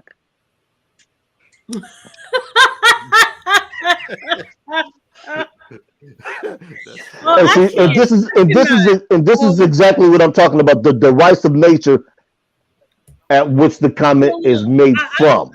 I can agree with you on some level. I do feel that as a community, we do need to pay more attention and be more sensitive with our black men. No, it's not the black men. Hold on. It's not the black men. It's the black boys. And we keep saying this, but it keeps going over everybody's head. So it's not going over my head. I believe black men, black boys, one and the same. We do need to be more sensitive to their pain and their strife, so to speak. I'll say that. But in this group, when you talk about this group, and I may have said it, I may not say it anymore because 9 times out of 10 I don't pay attention to it anymore. But yes, you do have your males that present as women haters. So if you're telling me how much of a sucky ass person I am and how less than of a woman I am because I have children outside of wedlock, I am going to say, oh, who hurt you? Your mother? I am. And I don't care. Oh, Shaughnessy. Yeah, listen, it's been a lot. I started to make, but March Madness is on, and that was my focus. I said I need to make a separate live and set up a whole thing because it was a lot of stuff going back and forth, and then it's like, oh, the creator. Listen here, and I say to myself, all I try to do is put out. They want you to be a referee. That's why. Yeah, and I don't have time to be a referee because I'm refereeing all damn day. And it's just it's crazy that you think about that, but I think it's partially my fault because I never set any group rules. Because what I tried to do is try to stray away from Or let other adults be groups, adults. that I've been in. Yeah. There's like no swearing. We'll remove your comment. I ain't got time for that shit. If I want to swear, I want to damn swear at that moment. Like if you belligerent, that's a different level. And like I told, some young lady, I ain't gonna call out her name. I said each of these guys I have had conversations with. So if anybody's paying attention, they've been kind of mild mannered these last few days. They haven't really said went in because I'm like, damn, you can't say that. Like some of the stuff that they Yeah, say, sometimes I was like yeah, these bitches, and I'm yeah, like, like yo, damn, you you can't a say grown that. ass Yeah. man. That's crazy. So And don't get, yeah, it's some of that stuff annoyed me. Like, really, if you think you're right about a position and it's dealing with women, you can't come with a better Conversation. stand Yeah. to come out with bitches and all that stuff. That's not how I When, do. That's not what I what, do. Whatever, yeah. like. So it's been a lot, Once man. they start with that, type of conversation, they lost. They lost Well, with me because what you if have you is, can't have a conversation and get your point across without trying to degrade or be, disrespectful to, anybody, then you've already lost me. That already shows me where you about. So I really I don't use those words. I mean, I've had conversation with some women that made me want to say those words to them, but even with that, because at the end of the day, like I said, I always think about that girl in third grade, so I always watch what I say because I know what you say can come back to hurt a person and come back to bite you later. But I've just never understood why people feel so comfortable when they're losing the battle, they'll use derogatory terms and things like that to try to shut the person up. And women do it with guys too. But when guys do it to women, I think it's even worse because it's a total disrespect. but that's part of what I'm talking about is there's always an imbalance. Case in point, they've done several public experiments where when a guy's being abused, nobody steps in. But the moment the woman is being abused, everybody wants to step in. And there's never any balance because that guy is always going to be. The guy is seen as being the stronger. Just like you hear them say, boys don't cry, aren't supposed to cry. Boys are always supposed to. You fall down, stop crying, get up, brush yourself off, and keep it going. That's the mindset that is supposed to put on boys that you're not supposed to have feelings and be hurt, show emotion, all those kind of things. And that's why you have men that go through so much because you're so busy hiding things that are bothering you. And so when a situation like that, then what happens is when something happens, especially in a relationship, and then the smallest little thing causes them to explode. And you're looking at them like, what the hell wrong with you? Because they're going off and acting crazy and saying all kind of things. And you're wondering why are you doing it? But it's because they've had such built up and pent up in them. Yeah. And when you finally let it out, it's like ridiculous. It's just like the case I posted with the 16-year-old choking his older sister and him being sentenced to life in jail. That's crazy, man. Nobody ever wants to address the underlying issues until it gets to that point. And that's why I was saying it's the black boys because we hear this often with black women is that black women aren't protected. And the reason why that happens is because when the boys were vulnerable, they weren't protected. So you're asking a group of boys who grew up, who've always been sentenced to humiliation, secondary treatment to protect you. They say, well, why am I going to protect somebody that didn't protect me when I was vulnerable? And that's what I'm trying to get across. Yes, it's black men when they get to be of age, but they're black men longer than they're black boys. But it's when they're black boys that the formative training takes place. So everything that is embedded in them about their culture, their behavior, their expectations, if it isn't balanced, then they're gonna lash out. And that's a lot of what y'all see that happens in the group with those men that speak that way. I blocked a few people just for my peace of mind because I'm tired of reading the nonsense. I'm like, look, if you can't conduct yourself in a manner that I think is above board, then I just don't want to read it. But that's what I'm talking about is that backlash. Because what y'all see is the backlash. That's not the behavior. That's the backlash. And we're tired of hearing about this. We're tired of being held to a standard that only black men are held to.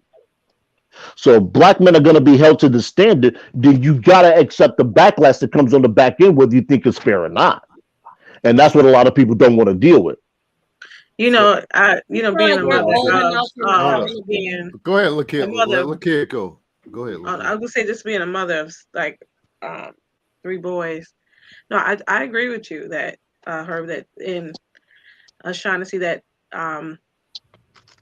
men are like held to this higher standard of not being able to have emotion or show emotion, and that's just cultural. That ain't just black women, or that's culture. That's all around. Mm-hmm. And I remember when my oldest son was going through some stuff, I will take lay down. I have him put his head on my lap, and I would allow him to just cry and let him get out what he needs to get out, because we got to realize we're human beings. You know, we need to have that space to cry and to be at that space to be vulnerable. But the thing is, we're not just creating a space to let people be vulnerable, and they can trust you in that vulnerability. And I think now that's helped him become who he is, because, you know, now he's like, things that happen in his life, he had to realize, even though you hurt, like he had a big head, like he'll fall and hit his head, like, boy, you all right, brush that off, you got a big head, you all right.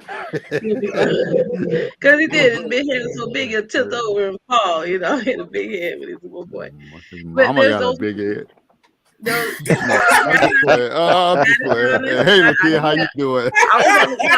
You've been coming from I'm just messing with you, man. You know I'm messing with you. I can take a joke. You the one that can't take a joke. No, because you listen. I can take a joke because some of my friends is the best jokesters in Niagara Falls. So I know I can take a damn joke, but I'm just messing with you. I have a big head. I was on a Zoom call today, and I felt like I looked like the Wizard of Oz with the big bubble head on the screen. And I was like, I know I look like a big bubble.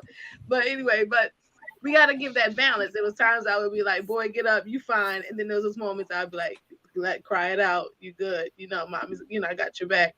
And even now with my boys, I just hold them, give them hugs. Hold me, give me a hug. You know, you got to feel that. They need to feel that love and that support, you know. And if they, and you can feel when they just let go, like, I needed that. Because the men need that support too. And I think we don't allow men to have that space enough and have that safe space to have that be vulnerable like that. And the thing about it is, when man's willing to let you know his vulnerabilities and he put it out there, and you do nothing with it, or you dog them. That's a big issue. When they take that step, take that chance, and put it out there, like, I struggle with this, and you do nothing with it, and you take it and use it to your advantage. What exactly do you? Or something horrible like man up. Yeah, exactly. Mm-hmm. Like that's just. So we aren't tasking African American women to be therapists, though, right? Because it's not. This is the thing that women have to understand. Here's the question that you need to ask: how many times can your man, your husband, come to you and complain about something that worked before you look at him like he's weak? I don't look at him as he's weak. You gotta allow men to have. We complain about work all the time. I don't. That wasn't the question I asked. I said, how many times can he come to you? We're saying it won't happen. That's not the thing. That's not a thing. You can complain to me about work every single day. I'm not gonna assume or think or feel that you are weak. These goddamn people get on our goddamn nerves. But that's what I'm saying. Most men are not afforded that. So it doesn't become an issue of therapy. It's like Lakia is saying. Where can a man vent? if he doesn't have a spouse that he can trust that is not going to weaponize that and use it against him and say, you need to stop bitching. You need to stop crying. You need to man up. You need to put on your big boy drawers and go on out there and do what I need you to If have you done. got a woman that's doing that to him, he need to run because that's Mhm. Because toxic. that's I, emotional abuse. That is That's we, what that that's sounds we, like mental. to That's me. mental. That's mental abuse. And does it happen? Yes, it does happen. I mean, I've seen Absolutely. men get emasculated in front of me and like, shut your fake fat, you know what up? You so stupid. And I be sitting there looking like, oh, that's when I give you the go. You need to, and I have to check myself because my head, I be going punch in the mouth, lick around the throat. You but know, that's what I'm saying. Men can't react like that. That's a natural. Put it a different way. If those were two men talking like that would be a fight. But men can't react like that when it's a relationship because he'll be looked at as committing domestic violence. So when when a man can't, like I said, that's emasculating. That's disrespectful. yes. It's just So not a good thing. so when a man can't react as he's naturally prone to do, who does he turn to? His friends, a therapist, a counselor, a psychiatrist. Yeah, and then it's hard to I And I mean, think men have to if that's be what they're hearing, it's hard to tell them like, dude, you probably need to find somebody else. Yeah. You know what? I'm gonna be honest. not Like, necessarily. You have to want to be comfortable being vulnerable as well too. It's And not that's it's not a matter of comfort though. I think They're just not sometimes, afforded the room. but no, I think sometimes, and I'm speaking for me as a woman. Like, there's times where I need to cry out some stuff. And then there's sometimes I'm like, I have to coach myself and say, girl, put on your big girl panties, suck it up, keep it moving, let's go. There's Walmart there's a panties. there's a time and a place for everything. And but you have to strive to discern what that is. You know what I mean? And what time it is, or if it's a time to be coddled, or is it the time to say, let's go. Now let me like sometimes you gotta give it to somebody that push to say, go, come on now, let's get out of this. And then there's a time you gotta say, let's just chill. You gotta strive to you gotta fill out what Yeah, it is that's going on. I think there's a balance that is necessary. and I think and I think let me piggyback on that. I think that deals with again KYP, knowing your personnel, Mhm. knowing your person. Like this is really bothering him right now. He's really upset. He normally don't react like that. Now I need to put this sensitive side or whatever the case is, men and women. Like okay, I understand this. She's saying this now. She may need a hug, or she may need me to stroke the sensitive side. Empathy. A lot of times people don't understand empathy. They don't know. So in this day and age with this social media stuff, it's a lot of people faking jacks. It's a lot of people faking. So you don't know. It amazes me the shit that you see, and you like, wow, and it's almost to the point for me that people want like anything that's people that's gravely ill or about to die, they got all the love for. But when you striving and you doing stuff, whatever, you get nothing, nothing. And I'm like, what the? Excuse my language. What the fuck is wrong with us? Like, that you almost got to be dead to be appreciated in Mm-hmm. this world, and that's the way it seems. That's just my take. I'm just sitting back, puzzling, puzzling stuff out, and that's what I see. I'm like, this is wild out here. But I don't think it's just men. I think I'm guilty of that. I was doing that to my one daughter. My daughter, she was like crocodile tears, but that's what I was when I was a kid. I was a crocodile tears. You say one thing to me, and I'm bust out crying. But and I'm like, girl, what you crying so much for? Like, girl, so, she'll call me. I'm like, Lord, what's this girl crying about? But then I found that I was being tough on her, and I realized I was like, let me stop. Let me let her have her moment because we have to had that time to just release. Because sometimes you want to cuss somebody out and you choose not to, but the best thing the only you can do is cry it out because you don't want to cuss everybody out for doing something they had no business doing. Um, and I don't cuss folk out, but if you really take me there, you gonna get it. But I try not to go there. But there's time. I think women get it too, though. I've had times where it was I was I had 6 kids, but I was still being compared to a woman that had 12. Oh, And jeez. it's right. And it was like she Well, made the church on time every day with her kids. I'm not her. I ain't Stop with you. listening to them. Ah, Stop see. I'm listening not to. her. I I'm gonna got put she this had, out there. Stop listening to them church folks. well, no, I'm just amen. men. Amen. Stop You know, listening it's to not them. just men, it's folks. You gotta stop listening to folks, period. But I'm just saying Hmm. that I think at times we could just be hard on each other. And it's Well, not just men, but I don't have a problem with being hired and firm. What I have a problem with, and I'm just speaking for myself, is that when people use or weaponize language to try and make somebody feel less than, that's when I'm just like, okay, wait a minute. What is your goal and what is your point? Because if you're trying to push somebody, like David said, KYP, you have to know who you're pushing and know their limits. Because if you push somebody beyond the bounds of their limits and they snap, are you going to be responsible for what happens on the other end? And a lot of people never take into consideration what they, like Willie just said, with his words, what those words are going to do to somebody later on down the road. There's some synapses that I read somewhere, and I don't know who's responsible for the origin of it. You could do a lot of things for people, and they may forget, but the one thing they'll never forget is how you made them feel. And oftentimes Right. we never really measure the weight that our words have on an individual. This is why I always try to be measured in my response, and I find myself lately just dialing back from a lot of stuff that I just know that the individual that I'm talking to isn't where I am in terms of being able to discuss it. I'm just like, you know what? I'm gonna walk away from the discussion because there's nothing to be gained here. Hmm. it's I very do that a mature of lot. you. That is wise. Yeah. I've done that. Like case in point, there was a female, and I'm not sure where I shared that at. May have shared it in the group. She posted this long-winded diatribe about women that don't want to be married and all the statistics, and I'm reading this. I'm like, okay, there's some valid points, but there's some holes in this.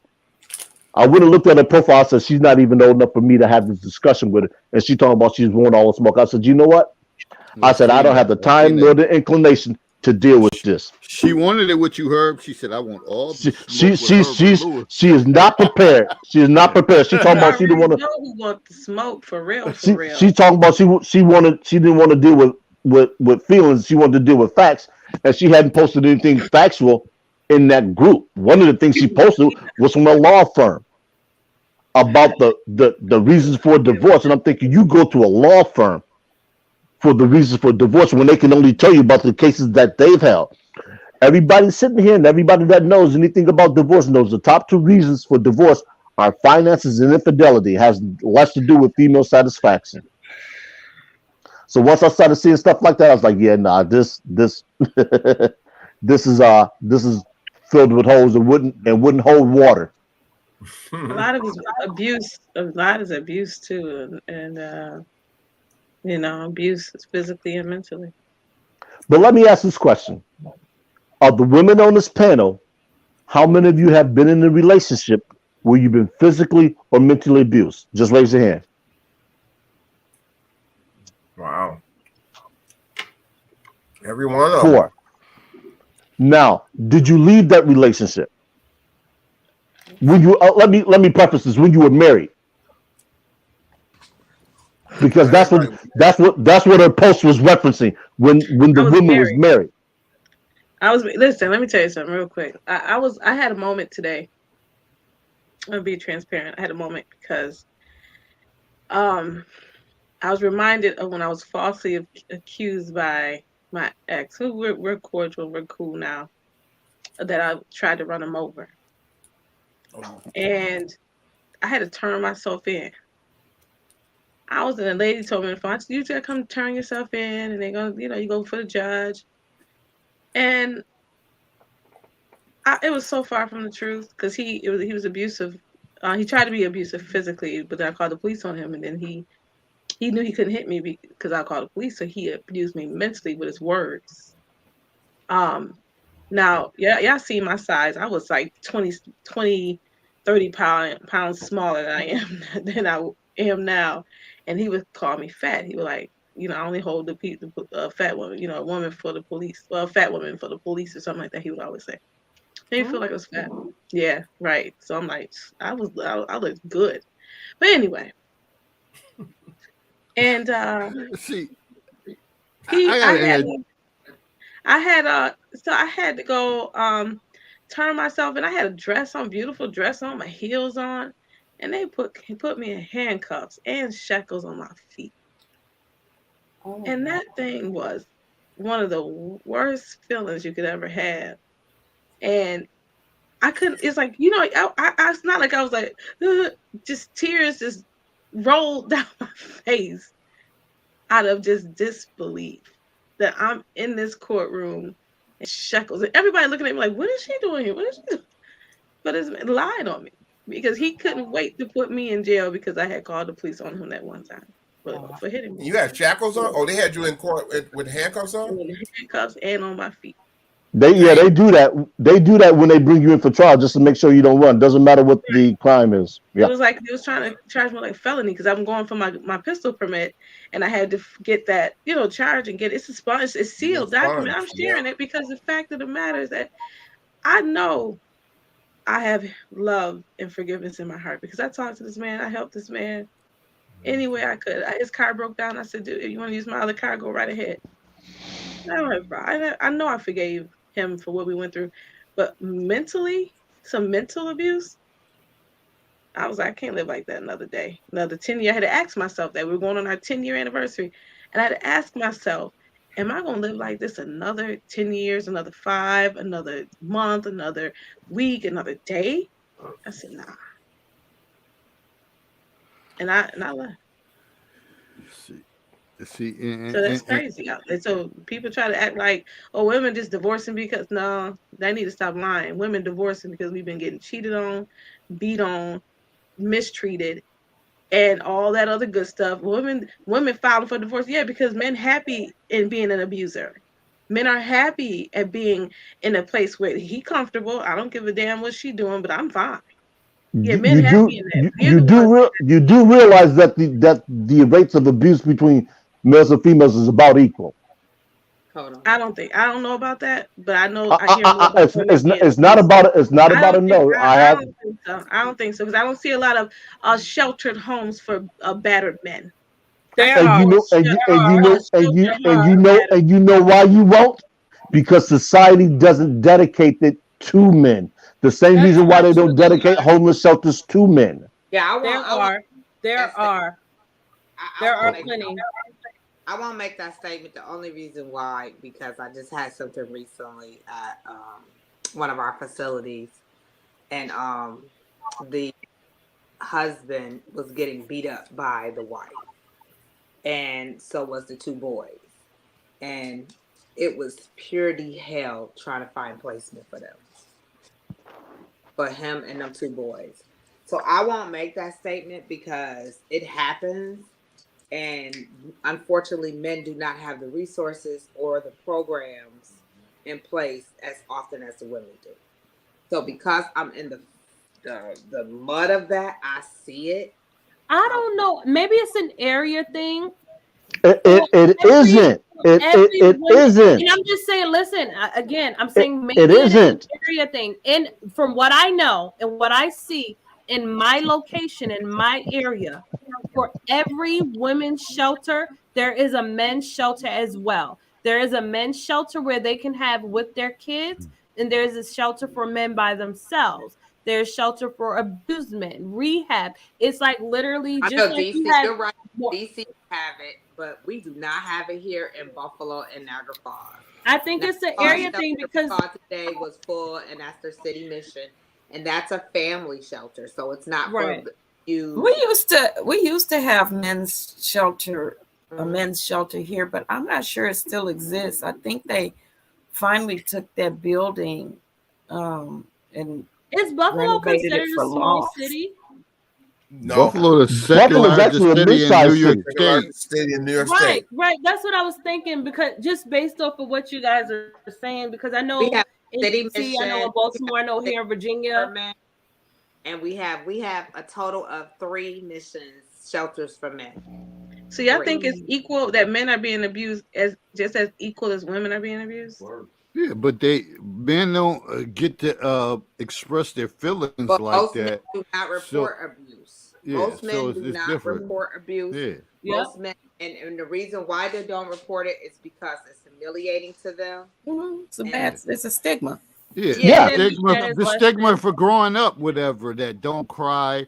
You got to be Yeah. strong, or whatever the case And is. So, that in itself, that thought that, oh well, you're stronger than a woman, so if you're being Yeah. abused, it's your fault.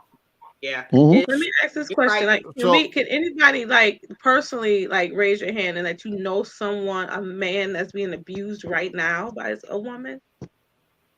More often than not, we're not going to hear about it because it's not going to be told. And Anita, you could probably vouch for this. In the military, how often is male abuse reported by their female mates? I didn't hear you. How often is male abuse reported when it's the female mates engaging in the abuse or being the abuser? Very rarely. It's I just rare. did a talk. I was international talk panel on that about 3 months ago in Toronto. A group in Toronto invited me to be one of the panelists on that. We talked about that. It's very rare that you get the male reporting any type of abuse, and the reason why is because of the stigma of that reporting and the response that they get from the authorities when they report it. Right. They normally get laughed at and ridiculed for doing it, and as a result, they just start to just accept the abuse. And one of the guys, he was from Scotland, that was on the panel, and he talked about being abused as a child growing up, and because when he did report it, he was ridiculed so badly that he just continued to stay in that abusive situation and turned to drugs and prostitution and all the stuff he said he turned to just to survive, and attempted suicide like 7 times. And I was kind of listening when he said it, but I'm like, if you attempted suicide 7 times, you really wouldn't try to kill yourself. But that's a whole nother story for another time. But it just, he went into this whole That's a very insensitive statement. I'm just giving my second thought on the subject. That's But not a good statement to make on this air. Like, that's not that's how I felt about it. If you attempted suicide 7 times, you didn't really attempt suicide. You wasn't Okay, really. let's You move didn't on. really. Let's you okay. didn't really want Let's Repeat that. agree to disagree Go and ahead. move on. Yeah. Well, Yeah. thank you. But I Okay. did see that. I don't know if anybody else saw where the woman, the stepmother, was abusing the daughter. Yes. Yeah. Did you see that? And the father believed Didn't her, do anything didn't do nothing, would just go and to ended work. up killing the daughter, right? And they killed her. She died. Yep. Let's let Who her killed just her? die in her room. And The stepmother. it was like the father had life in prison because he never did nothing. He Didn't do never anything to reported or report it. anything. Right. Yeah, Nothing. actually they get equal time now, Lakia. They get equal time. Like, they'll give her life and they'll give him life because they feel like you were in the shelter, you were in the house, you were under the Yeah. roof. Right. You seen the visible abuse. You had to see it, even if And she didn't ignored tell it. you. Seen it. You seen the demeanor change. You seen the personality change. It's Yeah. a lot of people that, and people think that abuse is just physical. Emotional abuse is worse, and mental abuse is worse than physical abuse. Yeah. Mhm. Because I it takes agree. years for you to I change. talked about that That's earlier why today. I tell people all the time, when women when we've been in abusive relationship, yeah, we can get out of the relationship, but there are ultimate triggers that affect us mentally and emotionally for years. Because I remember for years I used to always go like this behind my back because I was so used to you know what I'm saying, somebody hitting you from the back. I used to always flinch behind my back because I was always concerned about, you know what I'm saying? So it's stuff that it's triggers that will always be there and always be, you know, present. So, but again, I can say from vouching for men do not oftentimes report abuse. If it does happen and a woman is getting charges for abuse, you better believe it was a stumbled up charge. Had to be something bad, right? It was something really bad, or someone said, you know what, let me intervene. Let me do this. It's not because he called and made an initial report. Nope. Yeah. And when Very you think rarely about that, they follow up on situations like that. Yeah. and when you think about that, even when it's at on a lower level where women, you may feel like stalking you or whatever the case is, most of the time you share people that you're close with, like you're gonna share it with your friends. They're not gonna like, yo, you need to go down to the police station, whatever. They're gonna get a rise out of that. Like, damn, she's sweating you like that, or whatever the case is. So it's Make a it sound lot macho. Yo, we can talk coaching. a lot about these younger men and new age men. One thing I can tell y'all about a lot of men that I encounter, in my age, they not playing with these women, putting their hands on them, acting the fool, going to jail for. They like, I'm calling the police as soon as you hit me, and you're going to jail. Yes, ma'am, you will. No. They're not playing these games with these girls no more. Yeah, the younger men are not. They have zero to no tolerance. Yep. They even to a point now, like Shani said, they like, I've seen them. I'm not gonna hit you. I'm not going. These young but your ass girls is going to jail, and I'm pressing charges. right. These young girls be rolling up. I was in the mall, and one girl was rolling up on her dude. She was swinging and just hitting him. He was like this. I was like, and I'm the person I always gotta say something. I'm like, what are you doing? Why are you doing this? And I'm pulling her arm like, girl, stop, because you about to go to jail. We in Cheektowaga. You're about to go to jail. And sure a lot of enough, this is doing it. She ended up getting arrested. because of social media. Ain't playing because they like, I'm not about to be another statistic. You're not about to have no charges up on me, right? Because I'm trying to, so I'm gonna keep my hands up in the air. He was like this, yo, I'm not hitting you. I'm not hitting you. And it was crazy. They be swinging off on these boys. I be like, you get the right one. He lay your tail out. You find a lot of that these days. A lot of women are hitting men and thinking nothing of it, and then will get upset if the man hits them back. Because they're looking for a certain result. They're looking for a certain result. And then hurt feelings and everything else if the guy hit them back. But the thing is, you can hit them back no matter what. Because once you do, you're the bad guy. You're the one that's going to get the backlash of the criminal system, the judicial system. And it's not going to work in your favor. Exactly. And now they got the new laws where you don't have to press the charges. The New York State will automatically. Yep, the state will pick up the charges for you. Charges really? Do the you don't have to. I thought that been in place. Cops come and the cops see any visible bruises on any one of them, they would arrest them. And even if you're saying, well, I'm not pressing charges. They say, well, it's out of your hands. This is domestic. And they will subpoena you to court.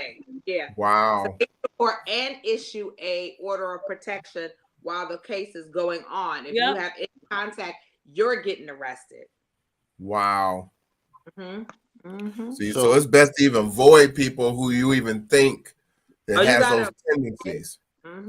Yeah, because these days, you talking about I'm gonna work it out, and next thing you know, you behind bars for some nonsense.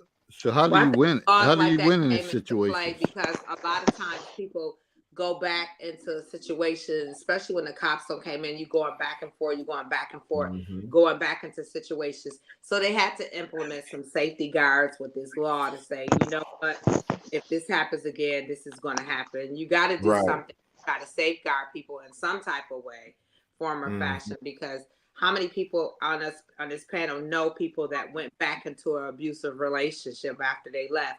Usually it takes about 4 times for you to actually leave, for you to say. I think they say the average is 7 times. I know for women, it takes a woman an average of 7 times to actually leave before she leaves. Wow. That's a Yeah, lot of times. 7 times. Yeah, That's a lot. because Like their mind is conditioned mentally to Mhm. accept the forgiveness. And then you have to think about what situation, so to speak, that you put yourself in when you actually do leave. Me Especially if it's personally, right, me personally, I didn't want to tell anybody exactly what was going on because my father not trying to hear none of that. Like, what? You said he did what? To who? How? So nobody really knew, but that was also me putting myself in a position where now I'm a young mother, I'm a young single mother. Yeah, I was making good money and able to take care of myself, but now I don't have nobody to hand these kids off to. Mhm. So now I That's a have lot to, of times. That's why people stay is because of the children. and for me, it wasn't even necessarily the children, it was childcare, Mm-hmm. really. And then it's like, and when you say, I guess, the children, you're also a lot of the times as a single mother, you're changing your child's quality of life. Mm-hmm. Now they're always with the babysitter, or now we can't afford the same things we can, and that weighs on you too. I went through that when I went through my divorce. It was tough because when you have two incomes opposed, now you're down to one. Right. And it was a struggle for a minute. But to God be the glory, he brought me out. But it was a struggle. But my peace was more important, and my kids, as long as they was with their mother, that's all that mattered. And I think that's why my mother left my father is because of the children. Because she went through so much, like I said, so much abuse in that situation. And she finally left him. And that was basically because of me. Because the one time he was abusing her, I remember there was a shotgun in the closet, and 5 years old, I went and got the shotgun and tried to shoot him and shot a hole in the wall. And that's when she packed us up and moved us. Oh, not because of what he was doing to her, but because she saw what it did to You me. The possibly fact, in trouble, yeah. right, that I was trying to protect her, and that's how we end up leaving him. And we end up having to go and live with my grandmother. We didn't even have a place to live. We went and lived with my grandmother. And fortunately, the guy who owned the house where she lived had an upstairs apartment that was becoming vacant. And we ended up moving upstairs in that apartment and living in that apartment, upstairs from my grandmother. But prior to that, we had, and that was part of her reason not wanting to leave because we didn't have nowhere to go. And we ended up, like I said, going to live with my grandma. I remember sleeping on the couch, me and my uncle sleeping on the couch together. And I mean, it was just, she didn't want that, but she saw what it did to me. The fact that I went and got a shotgun out the closet and was 5 years old carrying a shotgun through the house, trying to shoot him to get him off of her. And that's what made her decide to say, okay, I got to get us out of here. So it's always a lot, and it's always different things. And like I always say, we could bring this stuff to the forefront, and there's no right or wrong answers. Mm-hmm. It's about personal experiences, whether you've been do something similar to something somebody said on the panel, and you might write it out with them or reach out to them. That's what it's all about. So a lot of people are looking for solutions, but we know solutions take a long while to develop. It takes a long while to develop far as coming up with actual solutions. You have to put stuff in place. You have to try it out, and you have to see what happens. So I think the main thing is to start at least talking about it, and going from there. And I think that's what we're doing. We're putting out different conversations and topics, whatever, and sharing personal testimonies. And nobody's gonna never have the right answers, because if that's the case, all this shit would have been solved back in the days. Mm-hmm. It's not, because every day is a different variable is added that you don't we're not we haven't planned for. So that's that. Well, either we could Okay, close it, Counselor David. huh?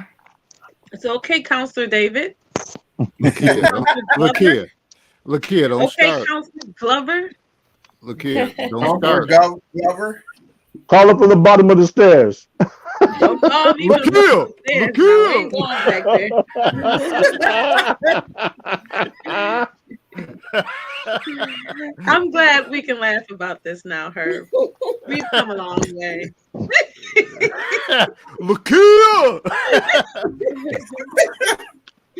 And some of y'all might not understand that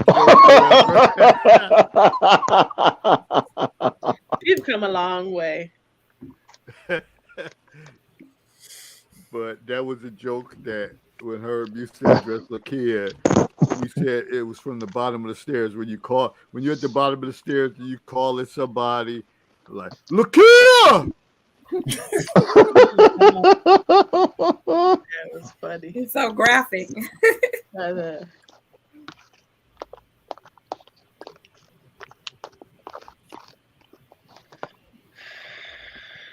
I think you missed the subject, David. You just want to stay on this thing, but I'm going to bed. We're gonna leave you. That's what I'm thinking. We can talk about it next week. I need to go. I gotta get up early in the morning. I gotta get up early too. I got a workshop I gotta do on Thursday. I gotta get ready. I gotta finish a PowerPoint. I'm doing a financial literacy program for Niagara Falls High School juniors and seniors on Thursday. I'm doing a financial literacy program for them, and I'm actually creating a special workbook for them, just for them. So it's going to be interesting. So I'm creating this program for them and creating this workbook for them, and we're going to talk about financial literacy and how it benefits them to start saving and different things, life insurance, different things that they can do to create opportunities for themselves, especially people like you, Chauncey, who have young children. You get a Are you having that with the parents talking about life insurance, or you having you having this with teenagers? I can't hear you. You're having this conversation with teenagers about life insurance? Well, that's maybe one of the things I talk about. It's so much. I only have an hour, so I may not do the life insurance because it's too much details for the life insurance. But the reason why I share, first day too young. No, that's not too young. But the reason why I share the life insurance part with them is because when you buy a life insurance policy, you can draw against that life insurance policy as they get older and use that to pay for college versus getting a student loan. And the money comes from the policy. You don't pay taxes on it. And it that policy continues. It only comes off of the death benefit. So even if they don't pay, 17-year-old can get life insurance? Their parents can get the life insurance. And their name, the policy. Yes. And so that's something that I've been. And a parent have to do it. Huh? Their parent has to do it. Right. But giving them the information to take back to their parents, or even giving them the information and having their parents open up that policy and they pay it. It doesn't matter. But the thing is, what you're trying to do is give them the idea of, instead of going out and getting a student loan and paying whatever the percentage is for student loan after you graduate, you actually can get a life insurance policy and borrow against that policy, and it's tax deductible. It's no taxes on it, and they can use that money. Why do you think white people? No, not white. Why do you think people, when they their kids graduate from college, they give them down payments for houses and stuff? That money not coming out their pocket. They're taking life insurance money and they're using part of that policy, that money that would have gone to them when they died, and using that to help their kids buy houses and buy cars and go to college. That's how they do it. And so the things that I've learned through my years of taking different trainings and learning and listening to different things is what I'm teaching these kids, so that way they don't go through the same thing that a lot of people are going through, which is they go to college and they get all these student loans and they get out and then they live in, paycheck to paycheck. You got this degree but you're paying hundreds and thousands of dollars in student loans when you don't have to. So Same like, thing with the Shouldn't that be a conversation you have younger? Because at 16 or 17, they're on their way out of school, so they can accumulate any financial um, gain for college at that point because they're whatever the it's Scholarships never and it's grants never and too late to start. It's never too late to start. They can if they get a policy going now, freshman, sophomore, junior, senior, whatever the case may be, and decide to go to grad school. By right. that time, they may have some monies available that they can take out of that policy and apply towards grad school. They so can maybe have some type of component to do scholarships. I know my daughter when she graduated, she ended up getting like well, not $217,000. all kids, not all kids are getting scholarships. But Well, you all they know, don't have to, and they I'm don't not have I'm to be not grade deterring based. but I'm not even deterring scholarships. I'm saying I'm giving them another alternative versus getting a student loan. right. You can get scholarship, you can get family to give you money, but the thing is, if I can help you to avoid a student loan, that's my whole premise. Helping them avoid a student loan as much as possible. Even if they get to take $10,000 out of that policy and only have to get a $10,000 student loan, it's still 10,000 less that they have to pay back over amount of years. Look at how many people are still paying student loans, been out of college for 10, 15 years. That's ridiculous. Yeah, it's the equivalent to how many. Let's look at it like this: how many parents, as soon as their child is born, opens a 529 college savings plan? You None. don't have to use the money for college, but by Right. the time they graduate high school, they probably have $15,000 to $20,000, which they can use as a down payment on a home, go purchase a car, or they can reinvest that into something long term. And you can get That's what that Willie's life talking about. It's insurance just another policy avenue and you can get that to life deter insurance costs. policy. You get people buying $500,000, $1 million policy, or even $100,000 policy. But the Yep. thing is, if you get it at a young age, it's only 25, 30, because the kid is a kid. Right. So you're not paying a lot of money. The policies only get expensive as you get older. Correct. Start trying to get them as older. The lower it is. Like Gerber, I did Gerber Life when the kids were small. Right. And Gerber. yeah, Gerber, thank you. Mm-hmm. I knew it started with a G. And I have other insurance now, but it was like $3 per child Yeah. when they were younger. The You know what I younger mean? the younger they are, serious. like your children 5 and 6 Serious. years old or whatever age group, Shaughnessy. That's why I mentioned you when I said it, because you can get them I think I get them mixed up. Which one is the interest? Whole life. Whole life. Whole life. You get the whole life policy, and there's certain ones you have to talk to your insurance agent. And there's Oh yeah, certain my ones. kids are already set in that aspect. Yeah. And so when you get that whole life policy, and when they get ready to graduate from high school, instead of them going and getting a student loan, if say they get scholarships, but it doesn't cover everything, you can borrow against that whole life policy and gift them that money for college. You don't have to pay any taxes on it. They don't have to pay it back. You can pay back on it, and it builds back up the value of that policy. But whatever you don't pay back when you pass away, that's what they get the difference. You know what I mean? Right. So if Yeah, my grandfather. They get 90 instead of 100,000, but they don't have to pay anything back, and that's the benefit. My grandfather says that all the time. He said, "By the time I die, y'all know y'all not gonna get no money, right?" he's like, every time y'all ask me for money, I take a piece from each and every one of y'all. Ain't gonna have nothing. You borrow from there and give it to y'all. But that's what people have been doing for years, and like I said, financial literacy is something that they're just now starting to talk about in the Black community. Stock market is something they're just starting to talk about. Real estate is something they're just starting to talk about, more efficiently.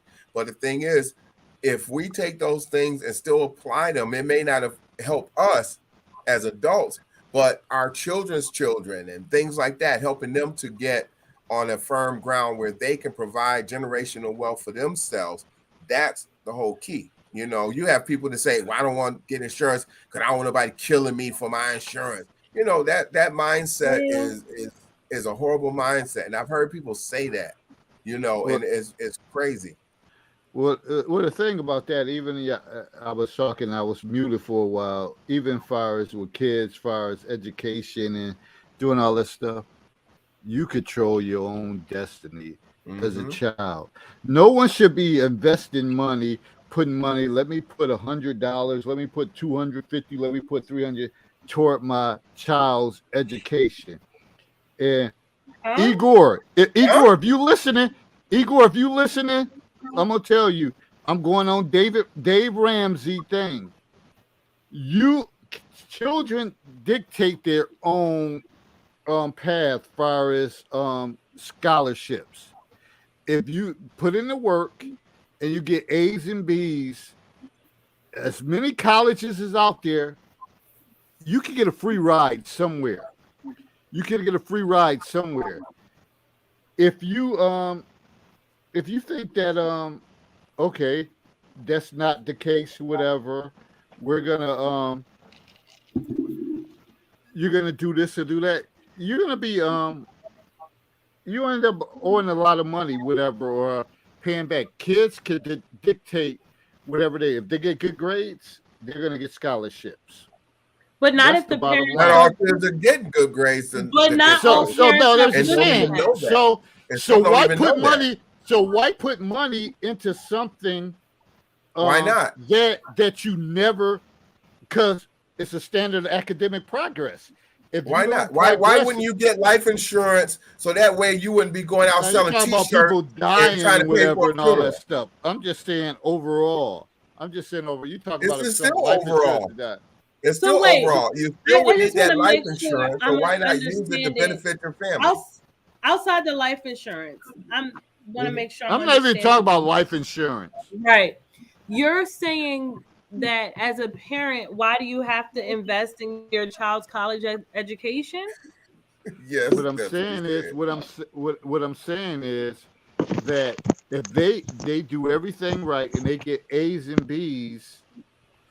So Shaughnessy, say for example, I put all this money into it and you go to college and you flunk out. You don't make the academic progress, standard of academic progress, and I put all this money in. Is that money going to Mm-hmm. be returned back to me?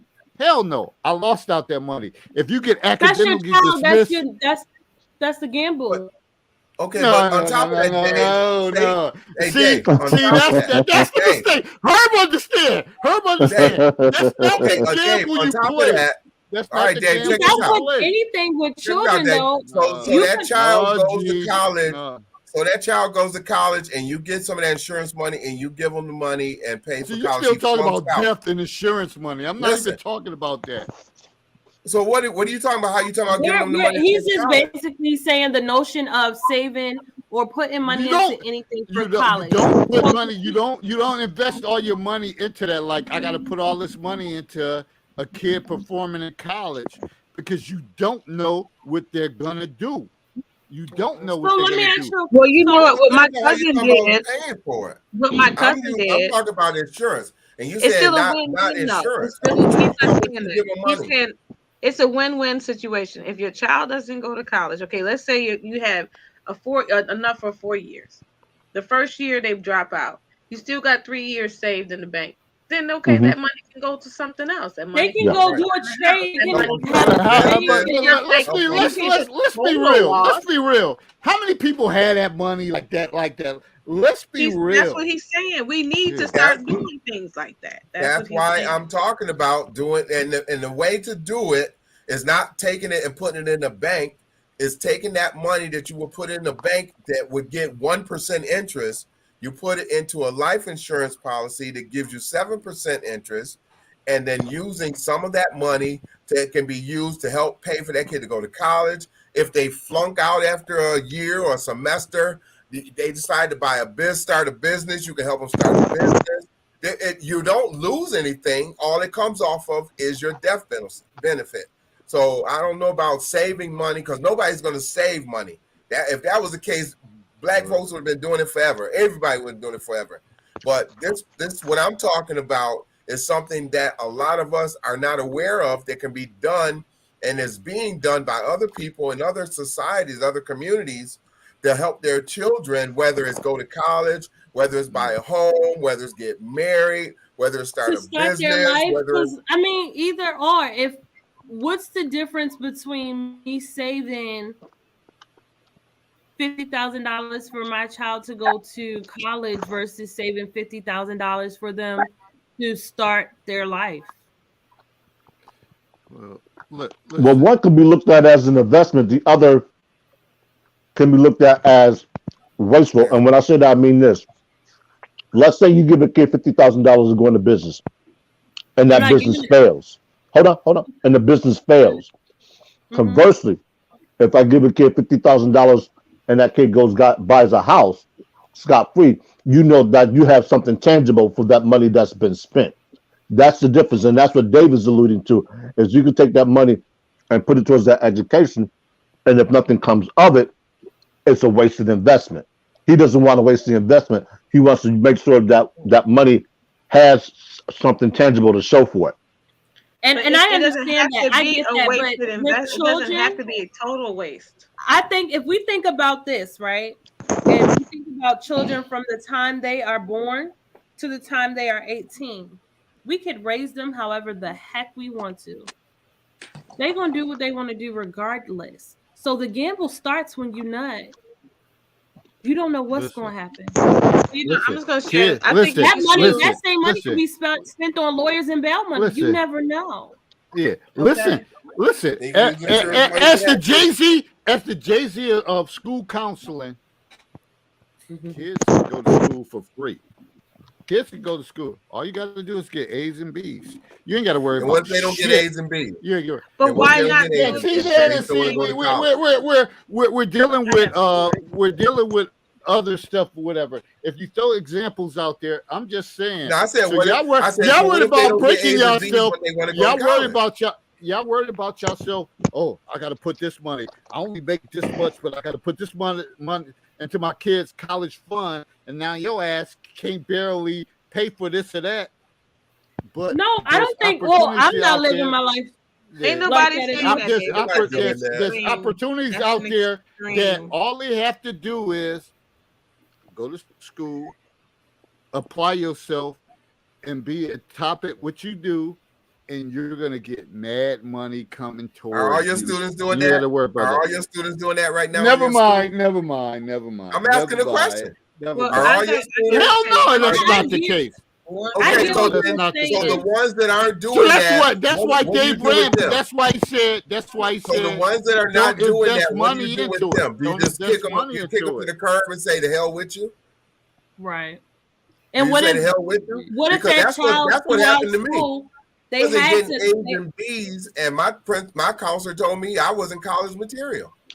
and what Told if me you not You to had a just go to bad not college counselor. you don't have the home because life. I Some people don't wasn't have getting the A's home and life B's. to So they told me don't go to I, college. I wasn't college I'm material. just telling y'all a simple way. I'm just telling y'all a simple way. So the I've ones been that aren't making A's and I've B's, been in how do this you game at all address them? levels. I've been at this game at all levels. But how I'm do you just telling address y'all a simple way. the ones that don't get the A's and B's? What do you just say? What the hell with you? You're not getting no scholarship, so do Join what? the military. They pay Yeah, for that's everything. what my That's counselor an told me. option. Don't go to college. Go to military or go get a job because you ain't You know college what? material. You know what, Willie? Put your money What's that? It's all in the, but Willie, it's all in the approach, and I think that Yeah. we all saying the same thing. It's just the different how we say it. Everyone is not college material, Exactly. okay? And That's some true. kids are good at doing trades. Some kids, I Yeah. told all my kids at least go experience. If you go in there a year, 2 years, and you feel like this is not it's not me, then at least you had the experience and you know it's not you. But I mean, my thing is, I'm never going to force them. Yeah, I think you all should have a degree, but if that's not your thing, that's not your thing. Go. I'm asking for an But associate's in business. that's not the conversation. That's The all. conversation is not even helping them to And nobody give said that not effort. even helping them. You Nobody said said they why would helping them. somebody save money for a kid to go to college? Because if you put all your, say for example, you I don't say for example, agree with the whole saving the money yeah, to put. I mean, when I did savings account for my kids, I got stocks, bonds, savings about I opened up savings account. It wasn't technically for them just for college. I actually did it for them to have it. I was thinking beyond that. I was like, this would be your I was first down. thinking like first. I'm Whatever they thinking need, right? You know what I'm saying? personally, But yeah. My I'm not, first because step I is felt not. like everyone is not college material. I realized out of my 4 kids that one of them was gonna be like, I ain't doing this. I'm not. This ain't my thing. My oldest, it wasn't his thing. He went, it wasn't his thing. But now he has an exceptionally good job. You know what I'm saying? Because he decided, I'm gonna do a trade. Get the job, he decided, I'm gonna do further. I'm gonna do more. So everyone is not built for that. So I kind of agree. I wouldn't make a savings account just for college because they don't know if that's gonna be their thing. You know what I'm saying? I just think But every it can be parent should generate multi-purpose, it. though. Right, It can and be that's what I said. Nobody's multi-purpose saying just because my Multi-purpose, my right. savings are not specifically for college. For I college, do. right? You're doing Now it to y'all help them trying to when they get change it older. up. Y'all trying to change No, the no, game up. no, no. Initially, so my thing is my first stop is the first car. And in my head, if my kids are doing extremely well, they can get whatever they want. A car? Yes. The first car? Oh, okay. Their first car. If they're doing what they're supposed to do, they can get whatever they want.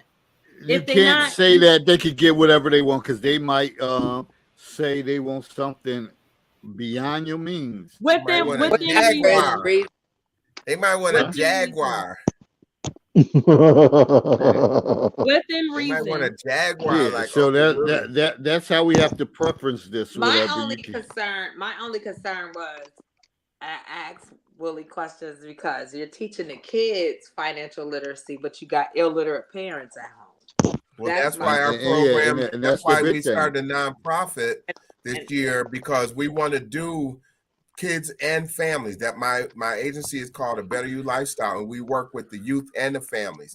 Whereas through the programs I was doing on my own, we only were allowed to work with the youth. And I saw that was an issue, that we're teaching these kids financial literacy and hygiene and all these different things, self-esteem, self-awareness, and they're going home to environments where they have siblings and parents And who their have parents no are making clue. them pay bills Right. with their little Right. McDonald's check. So It by doesn't- starting the nonprofit, we're able to create programs that we can work with the entire family.